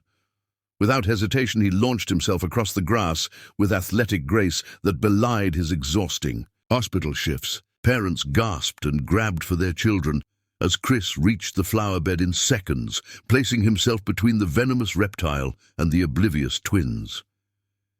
Time seemed to slow as Tina watched in horror. With practiced movements that spoke of countryside upbringing, Chris managed to grasp the snake behind its triangular head, his other hand supporting its body to prevent it from striking. But he wasn't quite fast enough. The copperhead's fangs sank deeply into his forearm before he could secure his grip. Their eyes met across the yard, Chris's face showing eerie calm despite the obvious danger. He held the writhing snake firmly, away from his body, preventing it from striking again while ensuring it couldn't escape toward the now crying children being hurried away by panicked parents. "Tourniquet," he instructed steadily, though his face had already begun to pale alarmingly. "Above the bite. Tight." Tina sprang into action, yanking her belt from her shorts and racing to his side. With shaking hands, she wrapped the leather strap above his elbow, pulling it tight as he'd instructed, while Jennifer called 911 on her cell phone. "The children?" Chris asked weakly, still maintaining his grip on the dangerous reptile despite the venom now coursing through his system. "Safe!" Tina promised, tears streaming down her face as his eyes fluttered. "They're all safe because of you." Jennifer appeared with a large glass jar, and together they managed to secure the snake for identification purposes as Chris's knees buckled. He remained conscious just long enough to ensure the creature was safely contained before collapsing into Tina's arms, his usually warm skin already cool and clammy to the touch. The ambulance arrived within minutes, paramedics rushing to administer preliminary treatment before loading Chris onto a stretcher. Tina stood frozen, watching them work with brutal efficiency, until Jennifer grasped her shoulders. "Go with him," her friend urged, glancing at the twins who were being comforted by Mrs. Abernathy. "We've got the children. He needs you more right now." The hospital became Tina's world for the next endless hours. Initial treatment with antivenom was complicated by Chris's apparent sensitivity to one component, triggering an allergic response that sent his body into crisis. Doctors worked frantically to stabilize him, their grave expressions conveying what their careful words did not. "He's in critical condition," the attending physician finally explained, compassion in her tired eyes. "The next 48 hours will be crucial. We've induced a coma to protect his brain while his body fights the toxins. Will he?" Tina couldn't complete the question, the possibility too terrible to voice. "Dr. Honeycutt is young and otherwise healthy," the doctor replied carefully. "That's in his favor. But snake venom affects each patient differently, and the allergic reaction has complicated matters. We're doing everything possible." Days blurred together as Tina maintained her vigil, leaving Chris's side only when forced to shower or eat by Jennifer or Mrs. Abernathy, who had established a rotation caring for the twins. Hospital staff, many who had participated in the gossip months earlier, now showed compassion and support, bringing her food and extra blankets for the uncomfortable recliner she refused to leave. On the 6th night, alone in the darkened room, with only the steady beeping of monitors for company, Tina finally broke completely. Clutching Chris's limp hand between both of hers, she surrendered to the fear and grief she'd been holding at bay through sheer willpower. "You can't leave us," she pleaded, pressing his cool fingers against her wet face. "The twins need you. I need you. I've been such a coward, pushing away the best thing that ever happened to me because I was too scared to trust happiness again." Words poured from her in a cathartic release, all the feelings she'd suppressed for years, flowing freely now that there were no defenses left to maintain. She told him how safe she felt in his arms, how his smile illuminated her darkest days, how watching him with her children made her believe in family again when she'd thought that dream forever lost. "I've loved you since that first night in the rain," she confessed, her tears falling onto their joined hands. "I've just been too terrified to admit it. Please come back to me, Chris. I promise I'll never push you away again. I promise I'll spend the rest of my life showing you how much I love you if you'll just open your eyes." Only the mechanical hum of equipment answered her plea as she pressed her forehead against their clasped hands and prayed to a God she hadn't spoken to since the night Michael abandoned her. This time, her prayer wasn't for herself, or even her children, but for the man who had sacrificed everything to protect what she loved most in the world. Chapter 9. Awakening to Love. Days blended together in the antiseptic cocoon of the hospital room. Tina established routines that gave structure to the endless waiting. Morning updates from the medical team, afternoon visits with the twins, evening readings from children's books she hoped might penetrate Chris's unconscious mind. Hospital staff moved around her with quiet efficiency, some offering sympathetic smiles, others squeezing her shoulder in silent support. Dr. Chen visited daily, once bringing coffee from Chris's favorite shop near the hospital. "He saved my son from choking at last year's staff picnic," she explained simply. "Performed the Heimlich without even interrupting his conversation. That's who he is, always ready to help without making a fuss." These stories sustained Tina through the darkest moments of doubt. Everyone, it seemed, had a Chris story, some small kindness or significant intervention that had changed their lives. The pediatric nurses recalled his habit of stopping by the children's ward after difficult shifts, reading stories to patients when he should have been heading home to rest. The cafeteria staff remembered how he always learned all their names and asked about their families. The janitor mentioned how Chris was the only doctor who consistently helped clean up particularly difficult messes rather than considering it someone else's job. "He sees people," the older man had said with simple eloquence, "really sees them." On the 7th day, with no significant change in Chris's condition, Tina settled into what had become her evening ritual. The twins had visited earlier, touching their Chris, with careful hands supervised by Jennifer, leaving crayon drawings taped to the walls around his bed. Now, in the quieter night shift hours, Tina pulled out The Knight's Brave Quest, Elijah's favorite book that Chris had given him for Christmas. "Once upon a time," she began, her voice soft in the dim room, "there was a knight who protected his kingdom from all manner of dangers." She had read perhaps 3 pages when a subtle change pulled her attention from the story. Chris's fingers, entwined with hers as always during these readings, twitched almost imperceptibly. Tina froze, afraid to trust what she'd felt, when his eyelids fluttered briefly before stilling again. "Chris," she whispered, setting the book aside and leaning closer. "Can you hear me?" Another flutter, followed by the slightest squeeze of her hand. Hope surged through Tina's chest as she pressed the call button, her free hand gently touching his face. "Chris, if you can hear me, squeeze my hand again," she urged, tears already forming. The response was weak but unmistakable.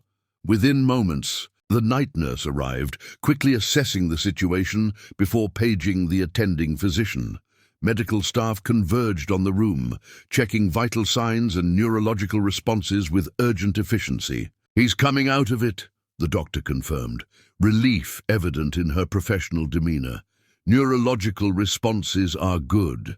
We'll need to run more tests, but this is very promising. Tina was ushered to the corner of the room while they conducted their examination, removing the breathing tube that had been necessary during the coma. After what seemed an eternity, they stepped back, allowing her to approach once more.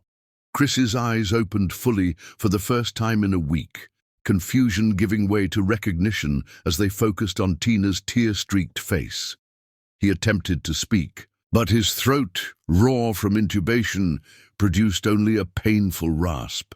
The nurse provided ice chips, which Tina carefully fed him while the medical team continued their assessment. After several attempts, Chris managed a hoarse whisper that broke. What remained of Tina's composure? The children? He asked, his first concern, even now, for the twins' safety. The selflessness of his question, prioritizing her babies after days of fighting for his own life, shattered the last of Tina's emotional defenses. With a cry that was half sob, half laughter, she threw herself carefully into his arms, mindful of the IV lines, but unable to maintain distance any longer. "They're perfect," she whispered against his neck. "You saved them. You saved my whole world." His weak arms encircled her, holding her as if she might disappear. "Heard you?" he murmured, voice still raspy from the breathing tube. "Every word." The simple statement froze Tina momentarily. He had heard her confessions, her promises, her declarations of love poured out when she thought he couldn't respond. Before she could process this revelation, the medical team gently but firmly insisted on completing their examination. "You need rest," the doctor told Chris, though her smile belied the stern tone. "You can have visitors in the morning if these readings stay stable." Tina reluctantly moved back to her recliner, though she maintained her hold on Chris's hand. As the medical team departed, leaving them in relative privacy once more, their eyes met in the soft glow of monitoring equipment. "Did you mean it?" Chris asked, each word clearly requiring effort but necessary nonetheless. Tina could have pretended not to understand, could have asked which part he meant specifically, but the time for evasion had passed. "Every word," she echoed his earlier confirmation. "I've been such a fool, Chris." A ghost of his familiar smile touched his pale lips. "Not a fool," he whispered, "just scared. Me too." The simple admission that this brave man who had faced down a venomous snake, without hesitation also knew fear, touched something deep within her. They were both flawed, both scarred, both human in their capacity for fear and courage. For the next few days, Chris's recovery progressed with remarkable speed, his natural vitality reasserting itself with each passing hour. The twins visited daily, their excitement at seeing their Chris awake, bringing smiles to everyone in the room. Emma insisted on reading to him from picture books held upside down, while Elijah solemnly presented him with a new crayon drawing each day, all featuring a stick figure labeled Chris, performing various heroic deeds. News of Chris's recovery spread quickly through the hospital. Dr. Reynolds maintained a conspicuous absence, though rumors circulated that the board had launched an investigation into his professional conduct following complaints from multiple staff members. The nurses who had once gossiped now went out of their way to assist Tina, their respect evident in every interaction. 1 week after waking, Chris was deemed well, enough for discharge, though he would require several weeks of rest and physical therapy to regain his full strength. The question of where he would recuperate remained unspoken between them until the final discharge papers arrived. "I have a home health nurse arranged," Jennifer began as she helped gather Chris's belongings. "No," Tina interrupted with uncharacteristic firmness. "He's coming home with us." The simple declaration silenced the room. Chris, seated in the mandatory wheelchair for discharge, looked up at her with cautious hope in his eyes. "Are you sure?" he asked quietly. The twins, Would never forgive me if I took their hero anywhere else, Tina finished, her voice leaving no room for argument. Besides, your sister has terrible taste in movies. You'd be miserable. Jennifer's mock outrage at this assessment broke the tension, and preparations continued with renewed purpose. By that afternoon, Chris was settled in Tina's cottage, occupying her bedroom while she took the couch. The twins were delighted by this arrangement, checking on their Chris with such frequency that Tina eventually had to establish visiting hours to ensure he got adequate rest. That night, after the twins were finally asleep, Tina brought Chris his evening medication and a cup of tea. He had been dozing but woke when she entered, patting the edge of the bed in invitation. "We should talk," he said, his voice stronger now, though still carrying the rasp of recent intubation. Tina nodded, perching carefully beside him. "I owe you so many apologies, Chris, for pushing you away, for hurting you." "No apologies," he interrupted gently. "Just truth. That's all I've ever wanted from you." Taking a deep breath, Tina finally released the words she'd held back for so long. "I love you. I've loved you for years, but I was terrified of trusting again, of depending on someone who might." "Leave." Chris's hand found hers on the bedspread, his thumb tracing small circles on her palm. "And now?" "Now I'm still scared," she admitted, honesty flowing more easily than she'd expected. "But I'm more afraid of living without you than I am of taking the risk of loving you." His fingers tightened around hers. "The Johns Hopkins position—" "I don't care where we live," Tina interrupted. "The twins and I will go wherever you go, if you still want us." The vulnerability in her last words hung between them, the question behind them clear. After all her rejections, all her walls, would he still choose her? "Tina!" Chris began, struggling to sit up straighter against his pillows. "From the moment I found you in that storm, there's been a part of me that recognized you, not just as someone who needed help, but as someone I was meant to find. I've loved you through every no, every wall, every retreat. Nothing you could do would make me stop." Tears filled Tina's eyes at the simple certainty in his voice. Without conscious thought, she leaned forward, bridging the distance between them, to press her lips gently against his. The kiss held none of the desperate passion of their previous encounters, yet contained something deeper, a promise, a homecoming, a beginning rather than an ending. When they parted, Chris reached to brush away a tear trailing down her cheek. "Your turn to ask," he murmured, his eyes never leaving hers. Understanding bloomed within her. After 3 proposals she had rejected, the ball was now firmly in her court. The knowledge flooded her with unexpected confidence. This was her choice, her decision, her step forward rather than away. With deliberate movements, Tina shifted to face him more fully, taking both his hands in hers.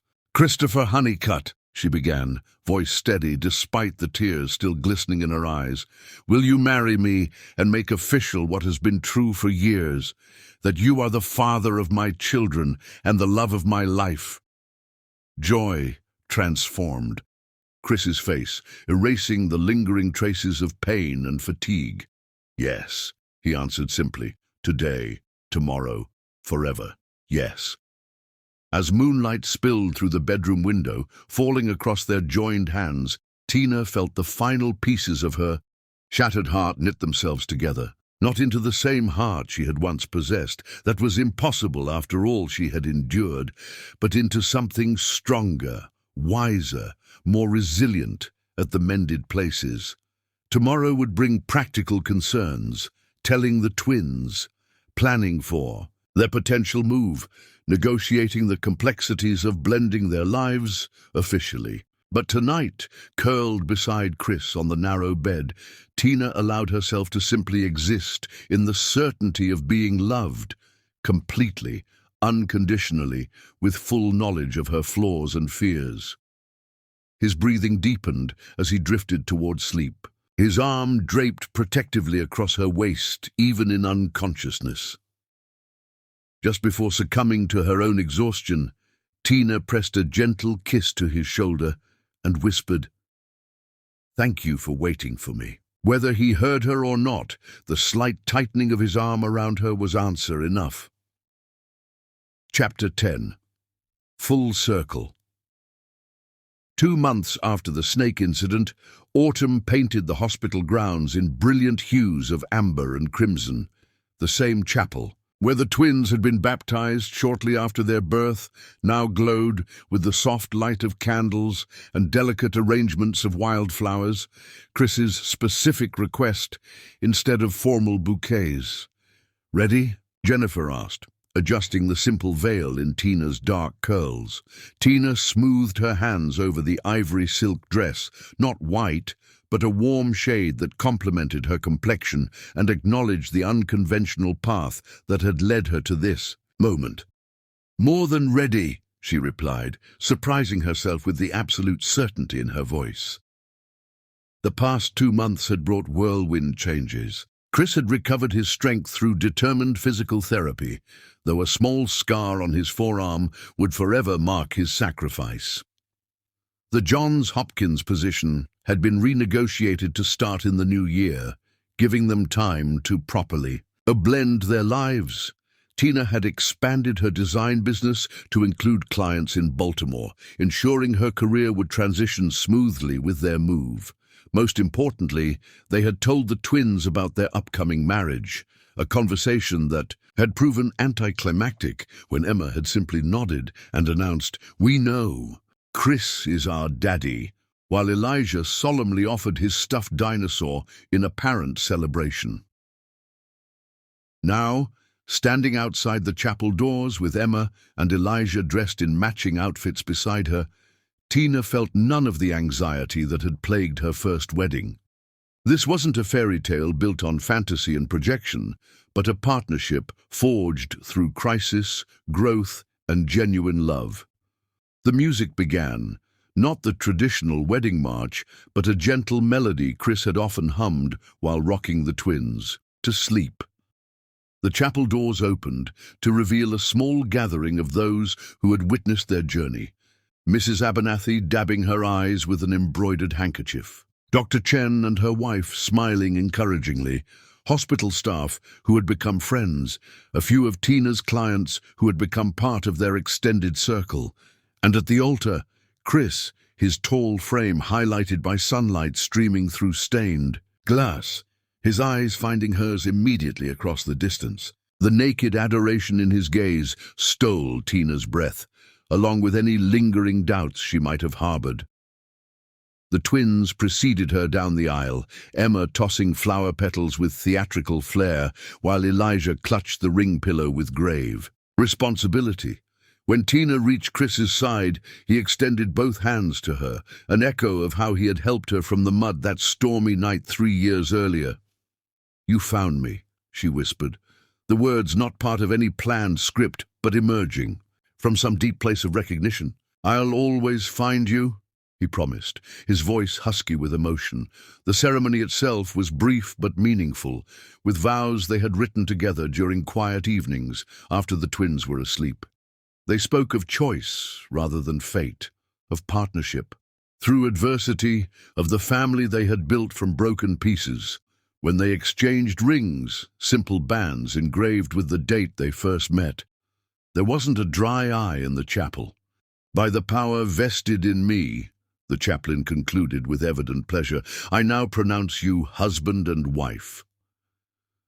Before she could complete the traditional permission to kiss, Chris had already gathered Tina into his arms, his lips meeting hers, with a tender passion that spoke of both restraint and promise. The twins, not to be left out of any significant moment, wrapped themselves around the couple's legs in a group hug that drew affectionate laughter from the guests. The reception in the hospital garden, the same venue where Dr. Reynolds had humiliated Tina months earlier, represented a reclaiming of space and memory.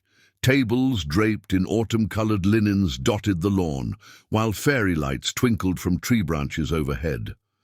The twins darted between guests, accepting congratulations and cookies with equal enthusiasm. As twilight approached, Tina and Chris shared their first dance as husband and wife, his arms strong and sure around her waist, her head resting naturally against his shoulder, as if their bodies had always been designed to fit together this way. Happy, he murmured against her hair, the simple question carrying layers of meaning. Tina tilted her face up to his, allowing him to see the truth in her eyes. Completely. Just as the dance ended, a hospital administrator approached, apologizing for the interruption. Dr. Honeycutt, I'm sorry to disturb your celebration, but there's a situation in the ER. A patient is asking specifically for Mrs. Esterline. Dr. Honeycutt now, I suppose. Claims to be family. Tina and Chris exchanged confused glances. Everyone they considered family was already at the wedding. With apologetic smiles to their guests, they followed the administrator inside, still in their wedding attire. The emergency room's harsh fluorescent lighting created a stark contrast to the romantic garden setting they'd just left. A nurse directed them to a curtained area in the corner, her expression unreadable as she pulled the partition aside. On the gurney lay a man Tina barely recognized, gaunt and hollow-eyed, expensive clothes hanging loosely on his diminished frame. Only the arrogant set of his mouth, even in apparent distress, identified him as Michael Boyer. "Tina," he croaked, attempting to push himself to a seated position before falling back with evident weakness. "Thank God you're here. I've been trying to find you." Chris's hand tightened protectively around hers, but his expression remained professionally neutral. "Mr. Boyer," he acknowledged with a composure Tina found herself incapable of matching. "What are you doing here?" she managed, the shock of seeing her ex-husband after 3 years momentarily overwhelming her. Michael's eyes darted between them, registering their formal attire with a flash of something like jealousy before he composed his features into a mask of contrition. "I made a terrible mistake," he began, his voice carrying the practiced charm that had once captivated her. "After I left, everything fell apart. The business partners I was protecting you from turned out to be connected to organized crime. The investments collapsed, and I've been struggling." The euphemism hung in the air, contradicted by the medical chart visible at the foot of his bed, indicating severe malnourishment and suspected substance abuse. "I've been trying to find you for months," Michael continued, reaching a trembling hand toward her that Tina instinctively recoiled from. "To explain, to ask for another chance. We were good together once, weren't we?" The question, posed with what seemed like genuine confusion, struck Tina as so profoundly disconnected from reality that a surprised laugh escaped her. "No, Michael, we weren't," she replied, finding unexpected calm in the truth. "You controlled and isolated me until I barely recognized myself. Then you abandoned me, pregnant and alone, in the middle of a storm." Michael's expression hardened slightly, the mask of contrition slipping. "I was under tremendous pressure. Those business associates were an excuse for cruelty you'd already been practicing for years," Tina interrupted, her voice steady. "But in a strange way I should thank you." Confusion replaced the calculation in Michael's eyes. "Thank me?" Tina nodded, feeling Chris's supportive presence beside her like a physical anchor. "The night you abandoned us in the rain was the worst moment of my life, but it led me to the best man I've ever known." She turned to Chris, drawing strength from the love evident in his gaze. "My husband wouldn't leave a stranger in a storm, let alone the mother of his children. He sees me, really sees me, not as an accessory or possession, but as a partner. He nearly died protecting our children from a snake, while you couldn't even be bothered to attend their birth." Michael's face contorted with jealousy and regret, his gaze darting to their joined hands, where matching wedding bands caught the harsh hospital lighting. "Tina, please," he began again, desperation entering his voice. "I'm begging you." "I have nowhere else to turn." Without malice, but with absolute finality, Tina shook her head. I hope you find healing, Michael, but it won't be with us. My children have a father who chose them, loves them without condition, and would die to protect them as he nearly did. She removed the delicate bracelet she still wore on her right wrist, a lotus pendant, symbol of beauty emerging from murky depths that she'd kept as a reminder of her journey, and placed it beside Michael on the bed. The woman you threw away doesn't exist anymore, she said quietly. She grew into someone stronger than you could imagine. Taking Chris's hand, Tina turned away from her past without a backward glance, feeling lighter with each step that carried them back toward their celebration. In the corridor, Chris pulled her gently into an alcove, his eyes searching her face with concern. Are you all right? He asked, thumbs brushing her cheekbones with infinite tenderness. Instead of answering with words, Tina wound her arms around his neck and drew his mouth to hers. This kiss held nothing back.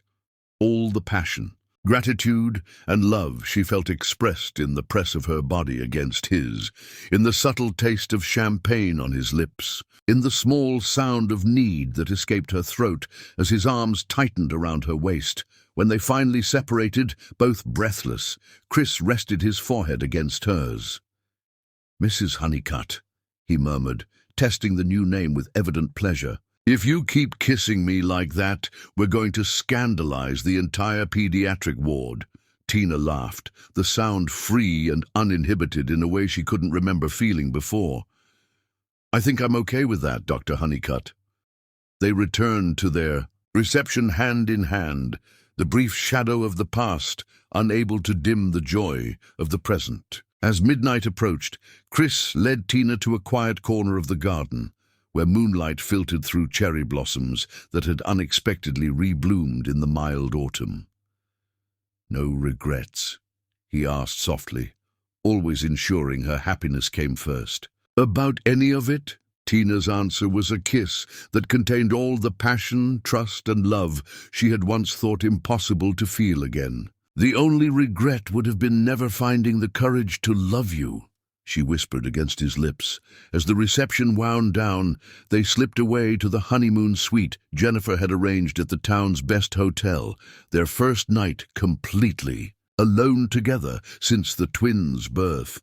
In the privacy of the elegant room, with champagne chilling and rose petals scattered across the king-sized bed, they came together with a passion too long denied. Chris's hands trembled slightly as he helped her out of the ivory dress, his reverence making Tina feel more beautiful than any words could have. I've dreamed of this, he admitted, pressing kisses along her collarbone, of being allowed to love you completely. Show me, Tina whispered, bold in her newfound security as she helped him out of his tuxedo jacket. Show me how much you've wanted this. What followed transcended mere physical pleasure, though there was plenty of that as they explored each other with equal measures of tenderness and hunger. This was communion, recognition, the final surrendering of all barriers between them. As they moved together in the soft lamplight, Tina felt herself truly coming home to a place she hadn't known existed, a place of absolute acceptance and belonging. Later, wrapped in each other's arms as moonlight streamed through gauzy curtains, they spoke softly of the future, the move to Baltimore, the adoption papers Chris would file for the twins, the possibility of adding to their family someday. I'd never thought I'd have this, Tina confessed, tracing patterns on his chest where her head rested. After Michael left, I was so certain that part of my life was over, that love was something that happened to other people, not to broken women. With traumatic pasts and trust issues, Chris tilted her face up to his, dropping a gentle kiss on her forehead. You were never broken, Tina. Wounded, yes. Healing, always. But your capacity to love those twins through everything you endured, that showed a strength most people never have to discover in themselves. As they held each other under the vast night sky, visible through the hotel windows, the twins sleeping peacefully at Jennifer's house nearby, Tina knew with absolute certainty that sometimes the worst storms lead to the most beautiful rainbows. If you're brave enough to keep looking up and wise enough to recognize the hand reaching down to help you from the mud.